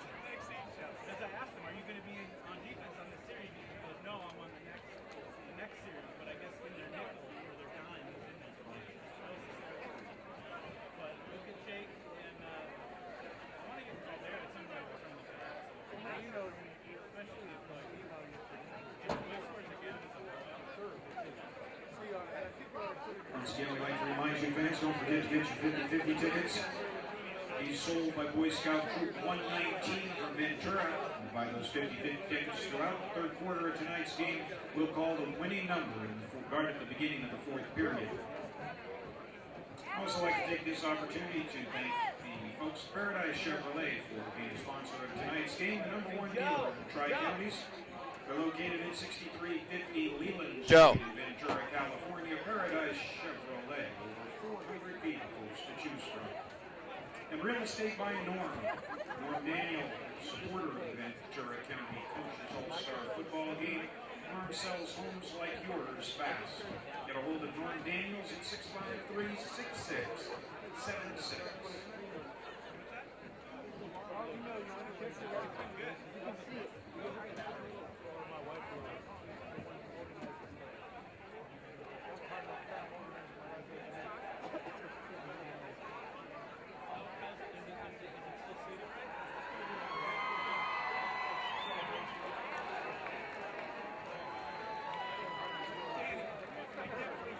I'd like to also take this opportunity to thank the coaching staffs for tonight's game. Coaching staff for the West All-Stars: Anthony Polapesi, Nathan Page, Sergio Arias, Mike Evans, Sean Crane, Scott Billen, Mike Herrera, Anthony Morales, and the head coach. Back live here at Cal Lutheran, Danny Page, Tony Henney, and down on the field, Joe Curley. This is a great little venue, isn't it? It is. They've done a great job with it. I still remember working football camps here as a young coach in the late 90s, early 2000s when the stadium was across the street and it seemed like you were actually playing on a hill. Yeah, it was a little different venue, a little bit of a different venue. It's pretty special, and I like the way it's set up, and when it's filled up like this, it looks great. We will be catching up soon with the newest Boise State Bronco. Jake Constantine is in the building. Joe Curley will be chatting with him. Where is Joe? Can't find him. In the end zone. Oh, there he is. Somewhere that you never were in high school. Just once. You scored one touchdown? As against Wayland High. You never forget it. Oh, boy. We are going to talk about tomorrow, Joe. You realize that. Anytime. Well, especially if the West score right here, that may be the whole second half. Well, you just never know in these games, though. You never know exactly what type of comebacks teams will put together. They can be very momentum-based. Is there an all-star game, Tony, that sticks out to you where you saw a big comeback or something like that? Actually, the first one I was an assistant on with Cliff, I think it was a 97 all-star game.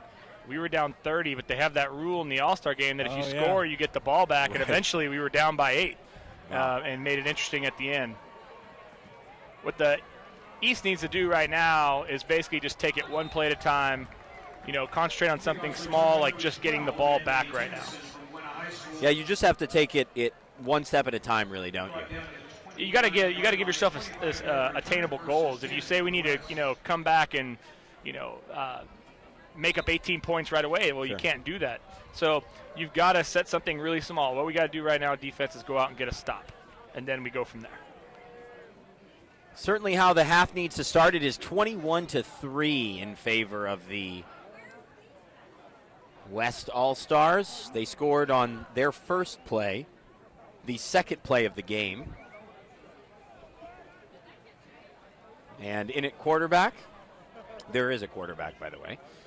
Some new receivers out here for the West. Reagan Wilson from Nordhoff down here, the lone Nordhoff rep. Kid's a fast kid. When I left there, I knew he was going to have a good future going forward, good speed. I believe he broke the Nordhoff single-game receiving record this year for yardage. Great to point that out. Some new personnel. Line looks like it will remain the same as the last time we alluded to the starters. Chisholm, Duffner, along with Santillon, Litton, and if I'm not mistaken, Peyton McKenzie was out there as well. Tim Gutierrez taking a timeout on the first play here of this half. Remember that the first play of the first half is really when the game started to favor this West team, a turnover, a fumble in the exchange between Schmucker and Gil Scott Jackson, and West scored in the first play. I think the East defense has just got to be excited that Caldera is not on the field anymore. You might give your shoulders a rest. He is a bruising back. Mijares throws that one to the near side. Yeah, it's intended for Moy Pedroza, the St. Bonaventure wide receiver. It's the first time that we've seen Pedroza. Anthony Tennyson from Buena in the backfield. And Tennyson, you were obviously out coaching against Oaks Christian, but Tennyson had an unbelievable performance in the Ventura Buena battle. He was really impressive.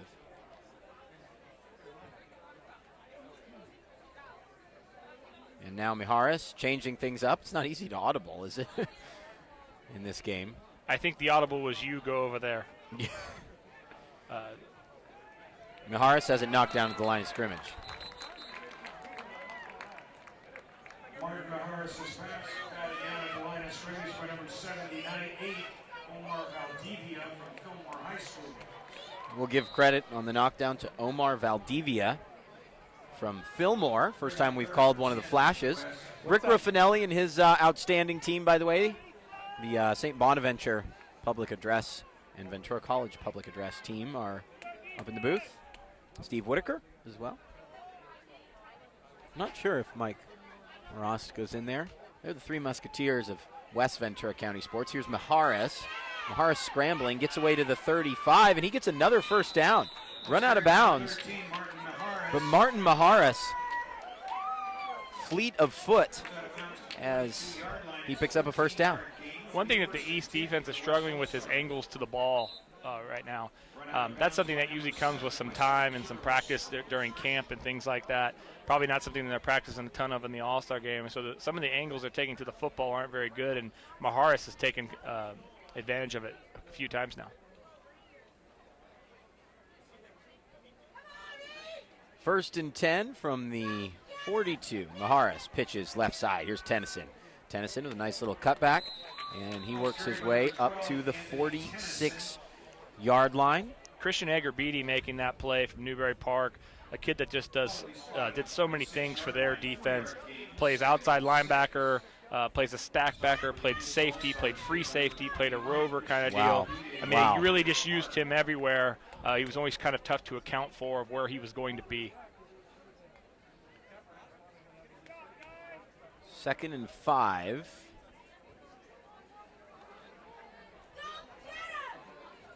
Maharis barely handled the snap, gets it to his teammate Tennyson, and there's Valdivia again. Well, he's making his presence known pretty quick here. That's awesome. 2 big plays in the last few plays here. Joining him up front, disrupting Weston Quiros from Oaks Christian. Well, it's big number 12. I believe that's Cameron Townsend wearing 12 from Oaks Christian. Not on our roster. He's 51 on the roster, but they must have had him change numbers. He's a big boy. Tell me about it. Oh, dear. There's Maharis. Gets it to teammate Mason Belling. This drive's been all about the Buena Bulldogs. Yeah, nice crossing route right there by Belling. Found a little hole in the defense. Complete to number 22, Mason Belling from Buena High. Boy, we've had some really incredible games here over the last 5 years, but that one was something else. And the first 3 quarters, if I'm being honest, were just an absolute bore. But the fourth quarter between Ventura and Buena, to have a pass interference play and an untimed down and a player who had missed 8 games in a 10-game season come in and make a play to win that rivalry in front of the biggest crowd I had seen at a Ventura Buena game in years. It was certainly right up there with the best games we've ever done. Well, that's what that game is obviously famous for, is just the passion and the tradition of it. I remember going to a game there to watch, I think it was Freddie Keaho and Tyler Ebel go at it. It felt like there was 20,000 people there. I don't know what the exact number was. It was a famous one, 2000. Another tackle for loss, by the way, by Brandon Shook, just throwing that in there. But who's counting? Yep. He's got 3. Tonight, 2nd and 11. We're a quarter of the way through nearly the third quarter. Really an important possession defensively for this East team before this game gets out of hand. Tennyson is the back for Maharis. Maharis, 3-step drop, completes it to Belling, runs into his own teammate, spins out, and he gets a first down to the 30-yard line. And they're pumped up on that far sideline. That was a great call by the other side. East is playing loose coverage, either a cover 4 or a loose 2.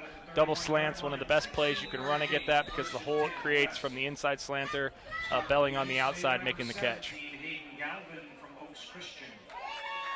Great analysis as always from Tony Henney. His first time in the broadcast booth, but I got to tell you what, the guy knows what he's doing. You tell my wife that. Is she tuning in? Yeah, that was for her. That was awesome. She's texting me that I'm saying too much. So. Hey, you know what? Every good broadcaster needs a good coach. And here's Tennyson carrying. Tennyson's running hard. Yeah, he is. I told you, we had the Buenaventura game. My color commentator was someone who knows a little bit about being a great running back. It was Lorenzo Booker, and Lorenzo was so incredibly impressed with the way he was running, the authority with which he was running. Lorenzo, obviously one of the best football players in the history of Ventura County. What a nightmare that was to prepare for when he was at St. Bonaventure. Of course, you guys slowed him down. Only team in his 42-game career that ever held him under 100.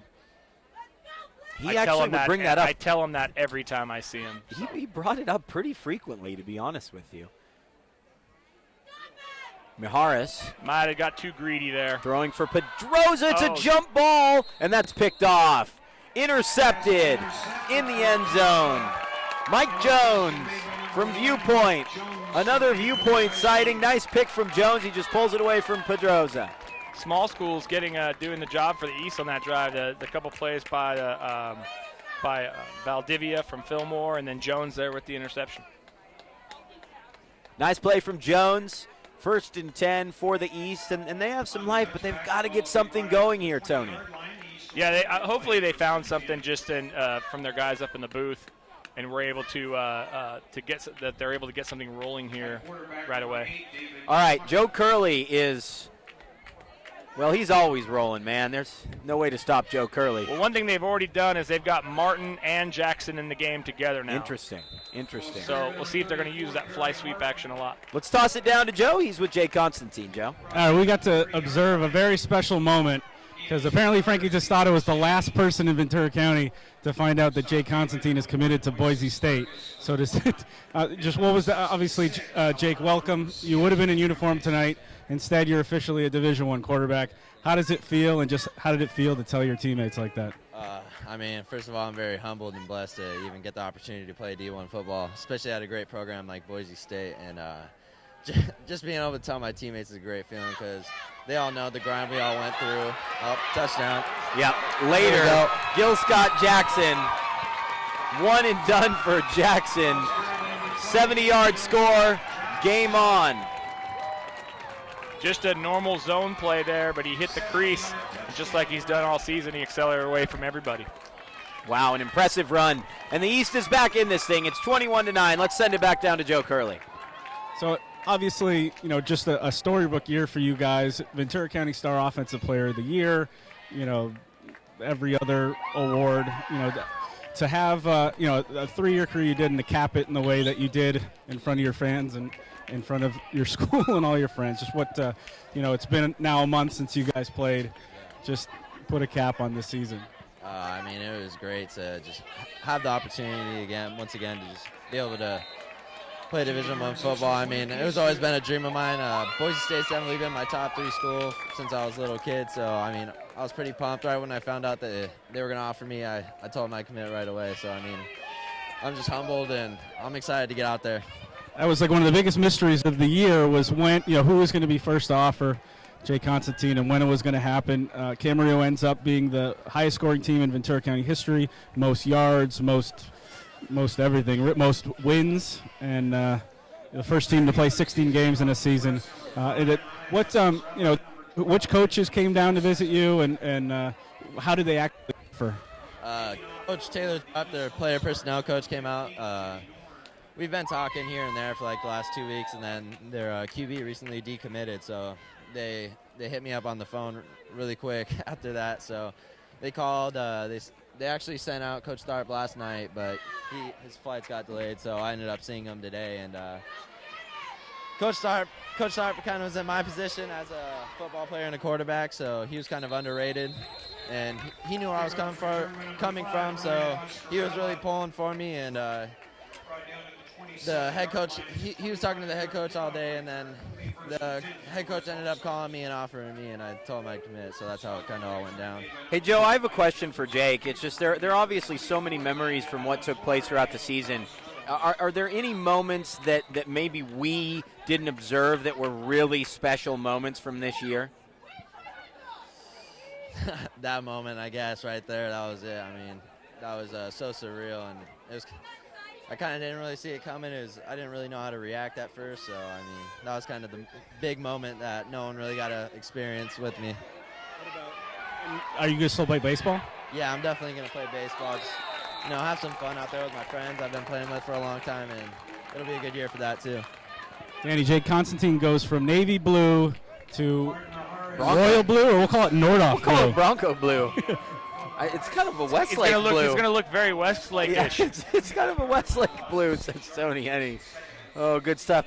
In the space of and this is what we were saying to start the half, Tony. In the space of a Jake Constantine interview, this game is turned upside down in terms of momentum. Well, I think it's great. The East got the stop they needed, yep, and then they got the score they needed. Now they concentrate on getting the stop they needed. I know it sounds very simple, but it is very simple. That's the way you're going to get back in it.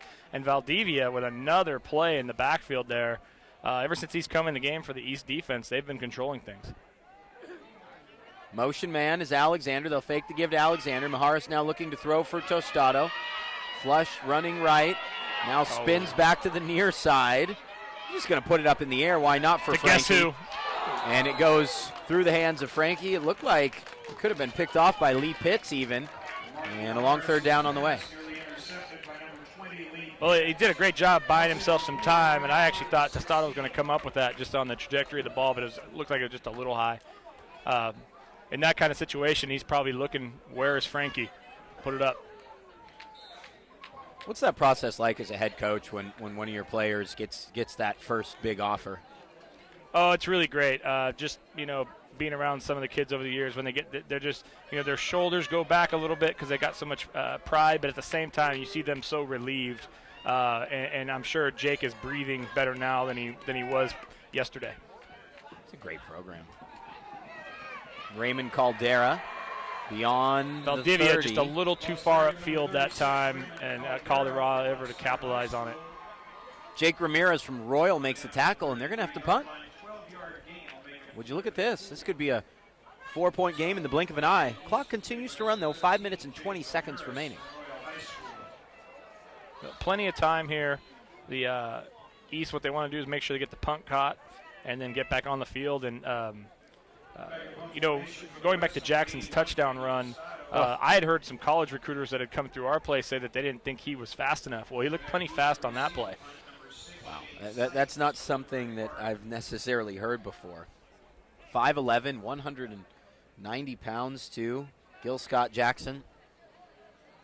Senior, what a of course, problem that was to defend those guys with Pittman out wide, and then if you give too much attention to him, you've got to deal with Jackson. Really tough deal. Well, and not to mention you're looking at potentially the number one quarterback in his class. What a great thing! I think. What a great thing for Ventura County. We've got Matt Corral and Cameron Rising. I mean, those two guys are just very special at the quarterback position, and I am completely annoyed with the fact that I have to coach against them, 2 times each for the next 2 years. Yeah, and how has the quarterback position changed in this market, you think, over these last 10 years or so? Well, I think it's been changing for longer than that. I mean, they're just getting better and better and better, and with the way the spread offenses have exploded, the quarterback has become one of the most important, obviously the most important guy in the field. In high school football, I think in the 90s, I think you could have said the tailback was probably the most important guy in the field, and that's changed tremendously. Well, I mean, obviously, look at the stories in the famous games we were talking about earlier. We weren't talking about a game between Matt Corral and Cameron Rising, for example. We were talking about Tyler Ebell and Lorenzo Booker, and the two-headed monster at Buena in terms of Blackledge and Keaho. So running back certainly won the day in the 90s, and it's a different game. It seems like, though, for a long time, a lot of Newberry Park kids come out of the womb throwing the football with Keith Smith, and then the Zerniak brothers after him. They've just had quarterback after quarterback after quarterback. I'm forgetting the name of the kid that's that went to Louisiana Tech. And obviously just a tremendous history there. And now Keith's their offense coordinator, quarterback coach. I mean, I don't think you can ask for much more as a high school athlete. Colby Cameron, yes. Thank you. 1st and 5 from the 20-yard line. Darling. Safety blitz there. Yeah, blitz coming. Oh, and he took great read by the quarterback. He saw right where it was coming from and delivered the ball. He just missed. Dante Nepa. Another viewpoint kid. Yeah, intended for Nepa. We had turned down Joe Curley there for a minute. I'm trying to see where Joe is. Let's see. Joe, you around? Where can we find you? That would be a negative. Oh, I think he was on the phone or something. Joe just has so much socializing to do during games. Forget about reporting. You down there, Joe? You don't have You don't have to turn on that mic, remember. Okay, my bad. I was just talking to Tewa Sanchez about Jake committing and what happened, and for a story in Monday's paper. So right, we're multitasking down here. Well, not to mention you covered an Oxnard College basketball game earlier today, and then tonight you're writing the game story, handling social media, and working as a sideline reporter. Also, while working on a feature for Monday. Hey, it's it's all fun. It's all fun and games in the toy department. Right. You always want to have good news, and a lot of good news this weekend for Ventura County kids. 3rd down and 8 yards to go.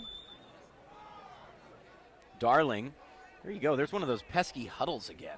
I'm going to talk about dated. We started no huddling the second CIF championship year at about midseason. I just thought we needed a spark, and I thought we were the best team, so we needed to run more plays. And now I just can't even stand huddling. It just seems so boring. Darling sprinting wide right. I think he was looking to throw back to the far side of the field. That pass is incomplete.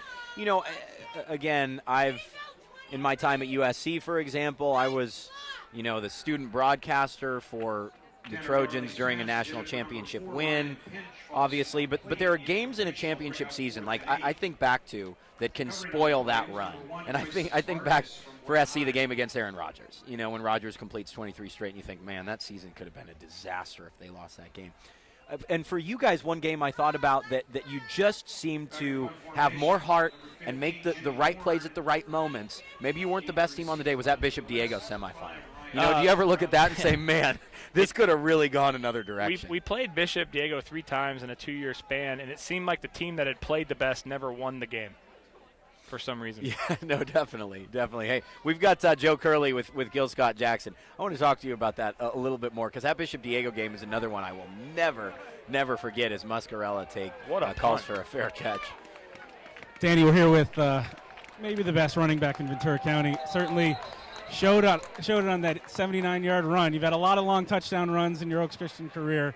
What was it like to do in an all-star game like this? Especially having Jalen Larry, man, it just made everything so much better, It's honestly one of the best experiences I've had, coming together with these guys. They're all very good. They're all stars. I mean, I was just given an opportunity to play with these guys again. I'm just blessed to really show. Was Jalen Larry your Oaks Christian teammate? He was at the point of the contact? Yeah, he had the kick out. He got a little hook inside. I just broke right through the Oak Park lineman. Left guard, he also did a great job too. I mean, they both did a hell of a job, and they helped me out. That's Oaks Christian complimenting Oak Park. That goes back a long way. But in terms of on a long run like that, when do you know you're gone? When do you know you're going to kick it in? You're going to be sprinting and no one's going to catch you. As soon as you break through the line, it parts like the Red Sea, and you just hit it like flash and go. Red Sea. That's Oaks Christian. Is it scarlet or maroon Crimson, or maybe? Hey, Joe, can you confirm that he's going to graduate and won't be back next year? Yeah. Can you confirm that? Henny, the Westlake coach, wants to confirm that you're going to graduate and you're not going to be playing against Westlake next year. Yes, sir. Yes, sir. You don't have to worry about that, but I'm sure there's a bunch of college football teams that are going to have to worry about that the next 4 years, guys. All right. Thanks to Joe. Great interview with Gil Scott Jackson. That was quite a touchdown run, and really, he says as a running back, from the moment you hit the line of scrimmage. I don't think every running back knows that. I think he does. Sure. I think I can remember a time where we had a Nordhoff running back when I played named Josh Hawkins, who was a very good player. Sure. He came and told our running back at Nordhoff, just if you see a guy right there, just run by him and score. And I told our guy, Isaac Seymour, said, you just run him over. You're not running by anybody. No. Different story. Tyler Smith in at quarterback. Smith with the handoff to Anthony Castillo. That's Richard Watkins making that play. 6'1", 300 pounds from Newberry. Ooh. The East defensive line seems to be kind of taking over here, and with the 58-yard punt by Jimmy Dorn from Oaks Christian changing the field position, this could be a big series here for the East. Well, we expected the East to be able to really control the West run game at the line of scrimmage, and that just hasn't happened until the latter stages of this third period. Sure. I mean, you get a chance to see more what they're doing and the timing and everything. Once again, the defenses are probably a little bit more ahead of the offenses, and it looks like that's coming into play now. Smith on 3rd down and 11, sprints out to his right. There's pressure, steps up in the pocket, releases. That is complete. First down for Cody Smith, the 230-pound tight end from Hueneme. That's a big first down. He's a big kid. I've never heard of him before, but obviously, I've heard of him now. He's doing a great job out there getting himself open. That's his second time on 3rd down, making a big catch and extending a drive. Well, yeah, and you see students that maybe don't get a chance to be front and center in terms of, the eyes of Ventura County football fans. And now a player like Cody Smith makes a nice play there. He's made a couple nice catches tonight, and now we've heard of him, like you said. And he's a big kid. Yeah. 6'2", 230. Fans really getting excited over here. One thing I'll say about the game thus far as well, you want to knock on wood, but we have had chippier games in the past. Let's put it that way. Yeah, that's been one thing that's been great. I think the last 2 years is the chippiness has really calmed down. I think that's a testament to the county coaches that are people just aren't nominating that guy anymore that will, might cause problems. And we had a lot of discussions about that a few years ago about, let's stop nominating kids who might be a problem. And the other thing about putting the game in January is if you get in trouble, there's something, your schools can take action. When the game was in the summer and kids are already graduated or whatever the case may be, there wasn't much to hold over their head for good behavior. It was about 2 weeks before school's out, but you're a senior at that point. You're checked out pretty much. Not that I was that way by any means. Still full throttle with my studies. Sure. Offside penalty goes against the East. I think it's the first one of those we've had, which is abnormal for an all-star game. I don't think we've had a single false start or illegal procedure, no penalties relating to wrong number of players on the line of scrimmage. Surprising. You at least expect an illegal formation or two or a substitution penalty. The West here doing a great job of, once again, changing the field position. I mean, even if they get forced to punt here, they're going to have the East pinned again. 1st and 5. Bootleg. Smith. Yep. He's got Cody Smith again. And Smith with another nice gain inside the 40-yard line. 1st and 10 on the 37. I want to ask you a question, though, about, those players that maybe you wouldn't nominate for this game. Mm-hmm. Aren't those occasionally you want a guy like that on your team because they're so fiery? Now, maybe not in this game, but in the regular season, do you want maybe one or two guys like that on your team that again, not that they're going to cause problems, but that they just bring a lot of excitement and motivation to the team? We want our kids to be great citizens, obviously, and some guys just when they get out there on the field, they're just naturally the way that they are. Yeah. And a lot of times as a coach, and you get very those kids drive you crazy Monday through Thursday, but you're sure glad they're on your team on Friday night. That's a great way of saying it. Edgar Beatty with a great diving pass breakup there. Once again, he's about 6'4", that long outstretched arms, hard to get the ball around him. 2nd and 10. Take you all the way back inside the 15-yard line. It was 3rd down and 12 for this West team. And the East team was riding a swell of momentum. And then at this point, the West has moved the ball. As you said, they've just completely changed the field position. Well, they're starting to get into scoring range. Obviously, if they're not in scoring range already, you got as the East, you got to hold them to 3 or less here. Otherwise, you're back down to a 3-score game. That will more than likely, as Casey Bash with his first carry, that will more than likely be the final play of this third quarter of play. We might look back at that 3rd down play as being really huge in terms of the ultimate result of this game. Well, usually in a football game, in any sort of a game, you can look back at about 5 to 7 plays. And right now, that'll be one of the 5 to 7 plays. It's one of the big plays of the game, obviously. We see one of your players as well, if I'm not mistaken. Nolan Delabovi, he's got the 4 fingers up on the sideline, and the rest of the team's sort of been following suit. A little Westlake tradition there. Yeah, 4th quarter. Signals 4th quarter. you as being a big Pete Carroll guy know that can you win a game in the first quarter? Can't win in the first, can't win in the second, can't win in the third, but you can win in the fourth. And that's something that was Coach Bankert did a great job of, that the kids already understood well before we ever stepped through that door to coach those guys. Ventura County's most unique store, locally owned and operated for over. Fortunately, that team learned this year that you can lose games in the fourth quarter as well. They had a rough go of it in the final period of play this season. What do you think about the games tomorrow? We're going to bring Joe Curley in on this shortly as well. What do you think about the games tomorrow? I think if Denver wins, it's going to bore everybody because they got no chance to beat the NFC team in the Super Bowl. And that's not a knock on Manning. I know a lot of people are big fans of him, but I just feel that New England's a lot better than them, and that Denver doesn't really have a chance to win the Super Bowl if they get there. So I'll be rooting for New England on that side.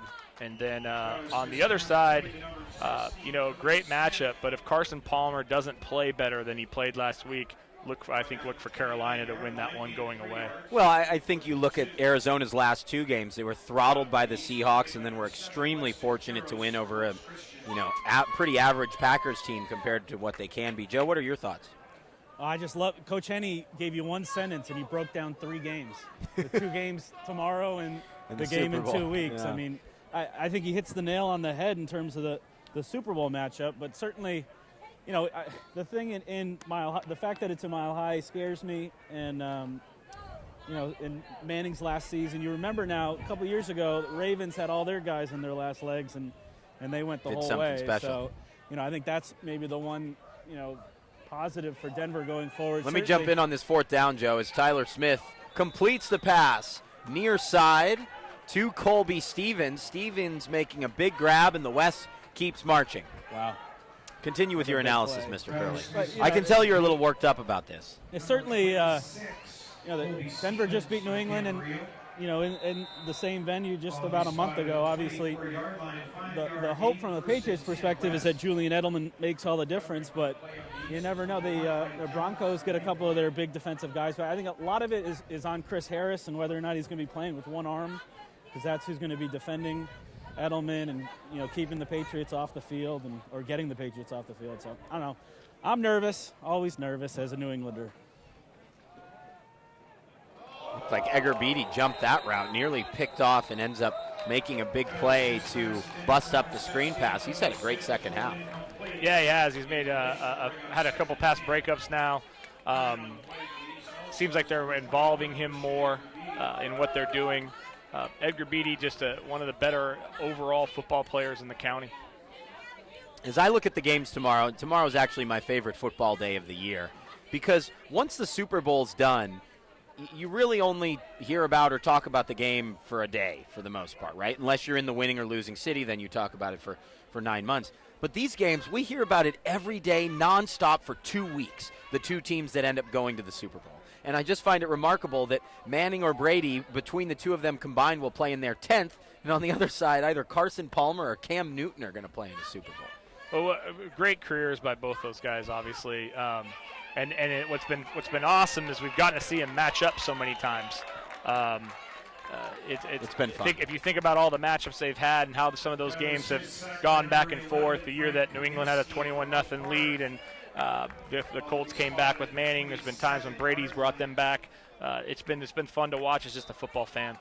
Absolutely, and have to be almost assured that this is the last time we will see that matchup. Joe's nervous about it, I can tell. I'm just trying to rile him up.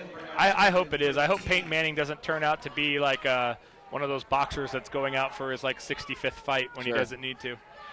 Or Favre was in and out and in and out and in and out. Well, remember, right at the tail end of Favre's career, he went to an NFC championship game as well, lost to the New Orleans Saints. Throwing it up for Tostado. Oh. And nobody comes down with it. I wasn't sure if Tostado was going to haul that in, or Landon Alatorre was there as well, the DB from Thousand Oaks. For a second there, I thought it was going to be an interception because I thought he'd wait overthrow, and then Tostado just comes leaping in with that big frame of his and almost makes a touchdown catch. It was really a defensive play in a lot of ways. The one NFL story we really got to get to is were you guys Rams fans growing up? I was not. My grandfather was a big Ram fan, wanted me to be a Ram fan, and every time I was watching the game, the 49ers were kicking their butt, so I became a Niner fan. I'll tell you a good story, though. One time he took me to a game in Anaheim Stadium, and I'm wearing my little 49er gold jacket, if you can picture that in your head. Starter. Oh, geez. Yeah, and the fans are pointing at me, and because the Rams were up, I think, by 17 points, and Joe Montana threw 2 90-yarders on Monday Night Football to John Taylor for touchdowns and came back and won, and I got to walk out of there with my starter jacket feeling good. That's a great, on Monday Night Football, no less. I just think that's such a compelling division right now. Obviously, you had 2 of the NFC's best in the division. You throw in Chip Kelly in San Francisco and the Los Angeles Rams. I'm just in a position where I need to make sure I get tickets to Pete's return to the Coliseum. That's my worry. Well, it's going to be interesting to see if the Rams, I mean, obviously you're playing in L.A., and in L.A. everybody's going to want you to have a quarterback, and I don't think Nick Foles or Case Keenum's going to sell tickets. So it'll be interesting to see what they do in the offseason to try to acquire somebody to get the fan base excited. Schmucker going back to work, throws it up, and a big hit on the far side of the field. Moises Vargas. Boy, we saw him with a couple huge hits throughout the season for the Buena Bulldogs, and he just separates man from ball, incomplete pass with less than 10 minutes to go. Nepa, the intended receiver there, that's his, I think, second or third drop of the game. He's struggling a bit, but he's also been put in some positions where he'd really have to come up with a tough catch. Yeah, and they're catches that maybe if this wasn't an all-star game, he probably would have made. The thing we always try to tell receivers is the DB is going to hit you anyway, so you might as well have the ball for us. That's great. Schmucker with a delayed handoff to Gil Scott Jackson.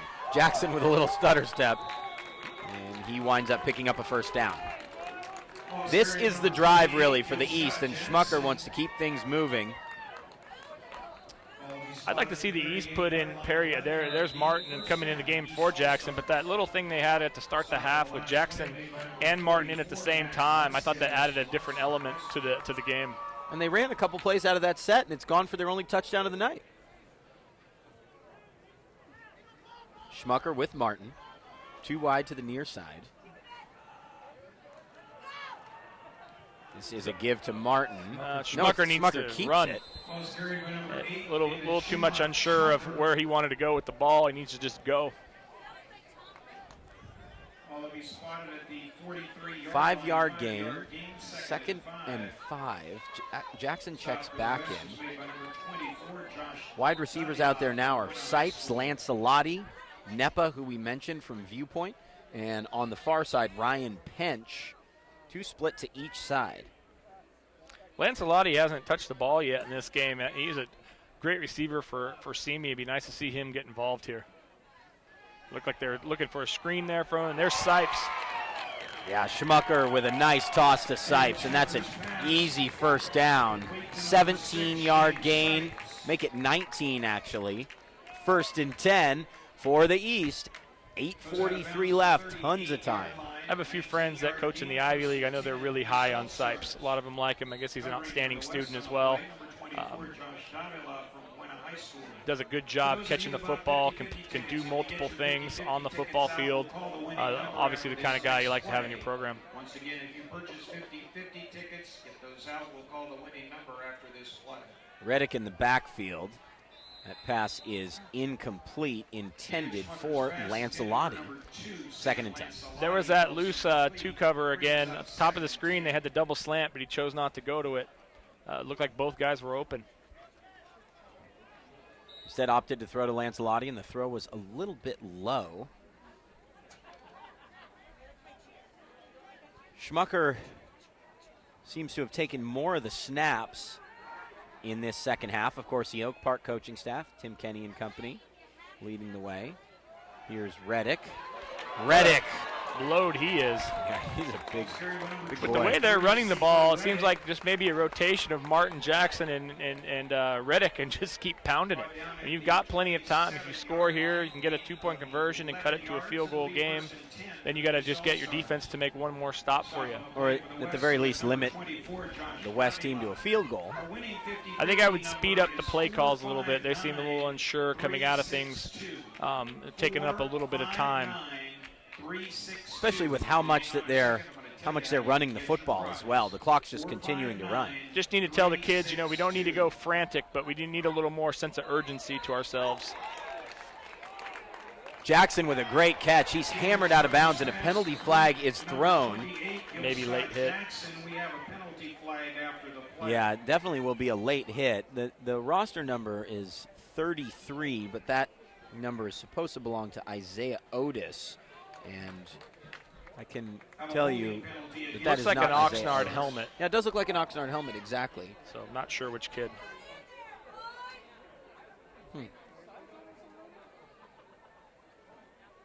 Scanning the Oxnard players down the roster, I know. And personal foul and a big play for this East team. And you think about earlier when the East settled for a field goal, you have these 3 backs. Run the ball 4 times right now, even if that's what it takes. You're going to get in the end zone. It's going to be interesting now. Now we're getting close to the goal line. They're in the spread. Can they get the ball in? Gil Scott Jackson was wide open on the swing route. And there's a penalty flag down. It's like holding against the defense, I would presume.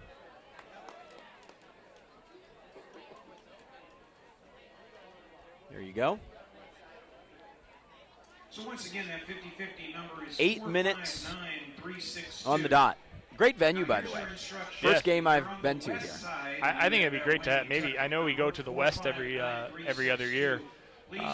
But, I mean, with the setting of this place, it seems like this is a natural fit to maybe have it here every year. Well, the only difference, I would say, is that attendance was higher last year. You have a venue that can hold 3,300 people, and it was full. Here this year, capacity is 2,000, and not every seat is full. So I think that's one thing to look at. Right, but I think it's nice having the crowds on both sides. I think it adds an element to it. Yeah, that's one thing the venue at VC does not have. Here's Schmucker doing keeps. Lot better job on that play of being decisive in what he wanted to do with the football. Number 8, David Schmucker, first and goal for this East team. It looks like they'll pull within 5 points. And we'll see if they attempt potentially a 2-point conversion. First and goal for the East All-Stars. Stop on that play was made by number 4, Albert Magallanes from Pacifica. Schmucker with Martin to his left. He hands off to Martin, and there's no gain. See, they've got 7 guys in the box, and you've only got 5 guys that are able to block. You need to figure out how to add a fullback or a tight end or a couple fullbacks and a couple tight ends to really jam it up in there. Timeout on the field called by the East team. That could hurt. Let's see if they change personnel here coming out of the timeout. Yeah, that would make sense. So set the stage for us. What do the coming months look like leading into the start of the season in August for Westlake and for all the programs here locally? Well, I think we just met the other night. The county coaches met last Tuesday. You get your passing league schedules and stuff like that together. Everybody's probably meeting with their booster clubs and setting up fundraising and all that stuff. Sure. I know some teams choose to throw a little earlier. We don't throw until late May with spring ball coming up in May. Right now what I try to do, it's maybe a little bit more the De La Salle model, is to really focus on getting bigger, faster, and stronger. I think that when you break the ball out too early, once you get the ball out there, it gets redundant. And I think right now you got to focus in on, what kind of athlete can I become? How can I up my dedication level? What are the goals I'm trying to make? Those are things that I'm trying to concentrate on with our kids right now. Just a note from what you said before, spot on. Perry Martin is checked in. Zakel Riddick is in behind the quarterback Schmucker. Schmucker keeps rolling left. Will try to get away. Gets away from a couple of players. He might be able to get in. He's inside the 10. He just tries to pitch it low. And that's incomplete, intended for Pench. Yeah, it looked like he was able to beat 3 defensive players on the near side, but just didn't have the corner. Yeah, I think maybe he might be a little out of shape from running. He might have ran almost 100 yards there going back and forth. Seriously. Just ran out of gas.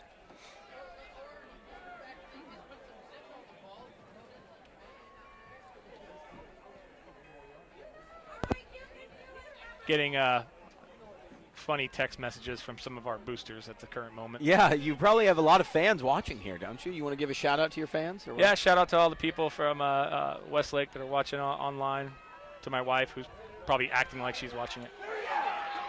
Oh, Riddick reached over, but he fumbled the football. And it's recovered by the West. Play. You and I both saw that play, didn't we? Straight away. He reached for the goal line, and Albert Magallanes from Pacifica put his head right on the football, and it just came out, and he landed right on the ball. He was just sitting right there in front of him. Riddick reached out for the goal line, but Magallanes with the play of the night thus far. I hate to be redundant, but they just don't have enough guys near the goal line to block. There's 7 guys lined up. You've only got 5 in the spread offense. Why not bring in a couple linemen or something like that? That works, doesn't it? Grab a lineman. I mean, what you want to do is create extra gaps for the defense to have to cover down on. Smith in his own end zone, rolling right. Smith now throws back to Kilgore, and that's incomplete. I will say this, a safety wouldn't be the worst thing in this situation. Like you don't want to give up a safety, but it still is a 2-score game. Correct, and in fact, I don't think it would be the worst idea if it gets the 4th down from this spot to just have the punter waste some time because they can't rush it, maybe step back out the end zone, rather than giving them the ball maybe on the 35, 40-yard line. Sure. And this year against Pacifica in the playoff game, I actually wanted to take a safety, talked myself out of it, and should have taken it when we were up 14-0. Instead, we gave them the ball, on the 25-yard line after the punt return. Everybody on Sarah can return punts, by the way. Yeah, that's for certain. Gary to the left side, Anthony Tennyson. One thing, an old adage in coaching right now is you always tell the team when we're backed up like this, we need 2 first downs. This is even more important for the West right now. If they get 2 first downs, there'll probably only be about 3 minutes to go in the game. That's why I was so surprised to see them throw, especially a play action on first down. I guess there's less of a threat for an all-out blitz, obviously, given the rules of this game. Well, they might have thought that they're going to come off the edge, however, and that they might just have the tight end leaked out by himself. So imaginative call, gutsy call by Coach Gutierrez, but he's used to doing those things. Yeah, absolutely. Certainly made a name for it over the years. Coach G at Buena. Tennyson gets off the field in time. Smith waits for Tostado to get set. Inside of 6 minutes, it's 21-10. Oh. And that's a delay of game penalty. Really, it's the first procedure penalty we've seen on the offense the entire night. Delay of game penalty against the West. Quarterback's got to get his eyes on the back judge. Once he holds up that hand, you've got 5 seconds. Usually have the quarterback count to 3 and go.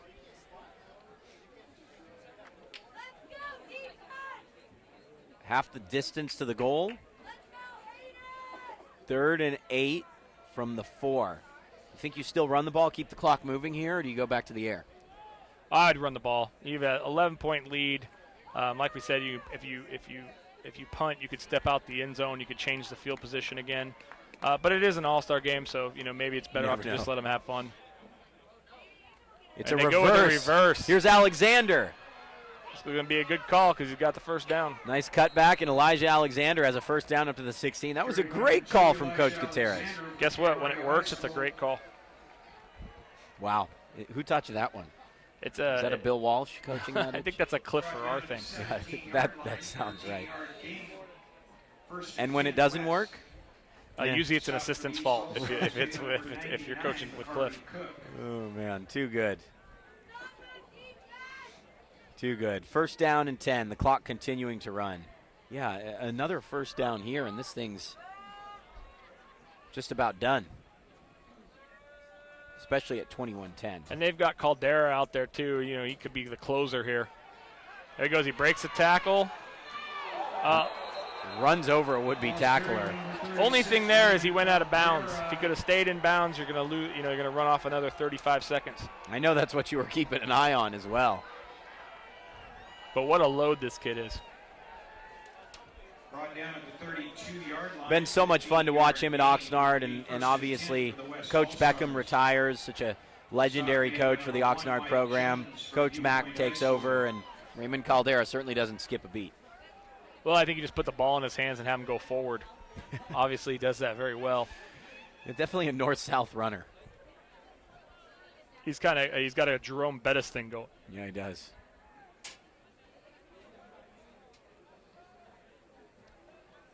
Still 4 wide for this West team. A pitch to Caldera. And I think he'll be run out of bounds again. So 2 plays in a row that could have run off over a minute. But the clock, it does continue to run here. It looks like they said it hit him in bounds. Brought down to the 30-yard line, loss of 2 yards. It'll be 2nd and 12.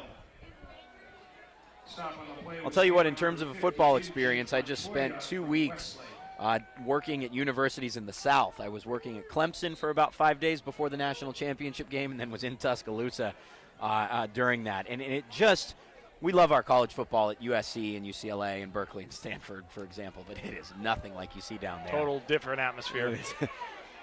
I went to the National Coaching Convention a couple weeks ago, and a lady from Where was that held? San Antonio. Okay. And a lady from told me, in Texas, you don't win until you win. Yeah, pretty much. I think that's basically reigned through with football in the South. That was it. It was an interesting experience, and I was also in Starkville, Mississippi, where Mississippi State is. In all 3 cities, the tallest building in the city by far is the football stadium. Going through Texas on our way to San Antonio, about every 10 seconds you'd look over and see a big stadium. Huge You'd look high at school stadium. You're trying to see what college it is, and it's a high school almost every time. Gosh, that's brilliant. And you guys get to be a part of that. How exciting. Yeah, it's going to be a really fun trip for our program. Sack on the play, and a timeout taken by the East, Cameron Townsend. So 3:42 left. Ball will be spotted back at the 27-yard line. Loss of 5 yards will make it 4th and 15 when play resumes. Nice opportunity here for the East to put a drive together, I suppose. You got to give credit onside kick. regardless of what happens. You got to give the East credit here in the second half. Obviously it's 7-0 East in the second half. They've played well. They just haven't been able to move the ball like they've needed to get back in this thing. But their defense has been stout. Well, it's much less about moving the ball between the 20s, and it's about finishing drives. If they had scored touchdowns both times they've been inside the 5-yard line, it'd be a tie game. Correct. So the East has 2 timeouts remaining. The West with 2 as well.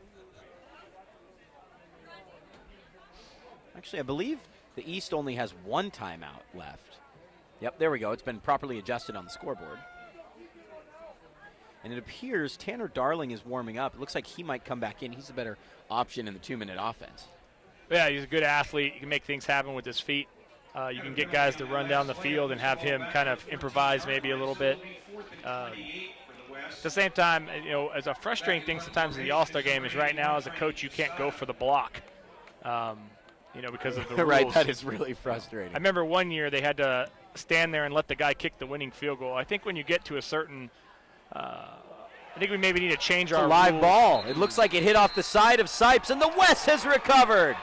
First a huge play defensively, now a big play on special teams, and they're a couple first downs away from winning this All-Star game. I think this might be time to put in the Tiger package that Muscarella said and just finish these guys off. You have to think Raymond Caldera will be on the field for these final stages. Boy, just a couple of really unfortunate turnovers. It's been fantastic, though, watching the talent that we have in the county perform tonight. Yeah, lots of kids. Ventura County, if you look it up on Max Preps or Cal Preps or whatever you're looking at, a lot of our schools are ranked in the state top 100 and 150. And watching the kids on display tonight has been really cool. Dalton Pagano carries, the Oxnard quarterback. He can run. He picks up a first down. Casey Bash is actually in the backfield with Pagano. And, the players share helmet stickers. Bash has a Rio Mesa Spartan helmet sticker on. I love that. Yeah, it's a tradition at the All-Star game. Guys will bring stickers and hand them out to people. You see rival schools with the other sticker on it. I think it's a great tradition. Except for the equipment guy who has to take all those off and get them ready for next year. You know, you just get when you send them back for reconditioning, they take them off for you. Got it, okay. Yeah, it's no big deal. Bash and Pagano again. Clock running inside of 3 minutes.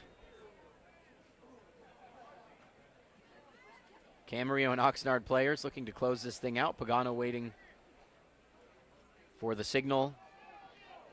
And he gives the bash. There's Lee Quiros from Oaks Christian, one of the linebacker of the year in the Momani League. Very good run stuffer. Jake Blackburn from Newberry Park checks in, as does Richard Watkins, a couple big boys up front to help stop the run. Coming out is Nathaniel Lemos from Royal. 2nd and 8. 1 timeout remaining for this East team. Boy, 2 really costly turnovers in this 4th quarter. Look likely to send the West team on to this All-Star Game victory.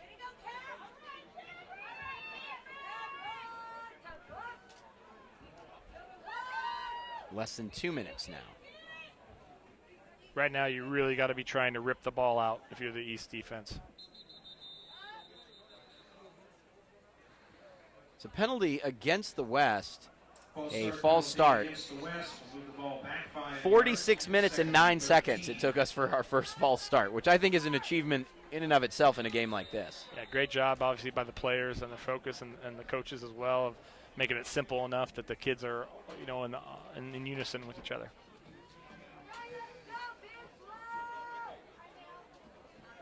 Second and 10. I don't think it affects the play call in any way.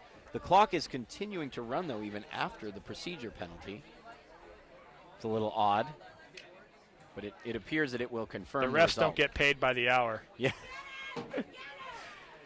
Well, you're full of one-liners, Coach, that's for sure. Tennyson takes it down to the 21-yard line. Well, I can't wait to argue next year that did the coin actually flip. You know, I can't wait to do that. Boy, that was one of the most unbelievable games, really. And how about Rogers making those 2 throws to tie the game, and Carson Palmer does this 360 unathletic throw back across the field, and Fitzgerald turns it into a 70-yard gain or whatever it was. Some of the things we see in the game today at all levels are just silly in some ways, and we've seen some outstanding plays tonight, especially from this West team in key moments. I think about Maharis' TD run. I think about Magallanes forcing that turnover on the goal line. Here's Anthony Tennyson. Bring up 4th down, but they'll use their last timeout now. Have a timeout on the field charge to the East All-Stars. I wonder what this West team does here. You probably attempt the field goal, make it 24-10. If it's an all-star game, go for it. Yeah, right? Go for it and go for it. Close the game Throw out. a jump ball to Tostado. Seriously, that's what we'd all like to see. It could be his final play as a football player, period. Well, when they were backed up against their own goal line, they ran the reverse there. I mean, maybe they've got something they can cook up here to kind of entertain the fans. I wouldn't take it. If it worked, I wouldn't take it as running up the score. Obviously, they need to try to advance the ball anyway to end the game. Yeah, it doesn't look like they're going to have the field goal team in. A first down and you take a knee, and this one's all done. Might be the final time that we see these football stars in Ventura County and there's on the field. No quarterback on the field, so they're going with that Tiger package. Here you go. It's Muscarella and Caldera, both in the backfield. Elijah Alexander on one side, Blake Kilgore, the far side tight end, and Cody Smith is an H-back. It's a direct snap to Caldera. Handoff to Alexander. Cuts it back at the left side, gets around the edge. There's a penalty flag down. He dives for the goal line and Might scores. have a hold. But yeah, this one's coming back. May have a hold.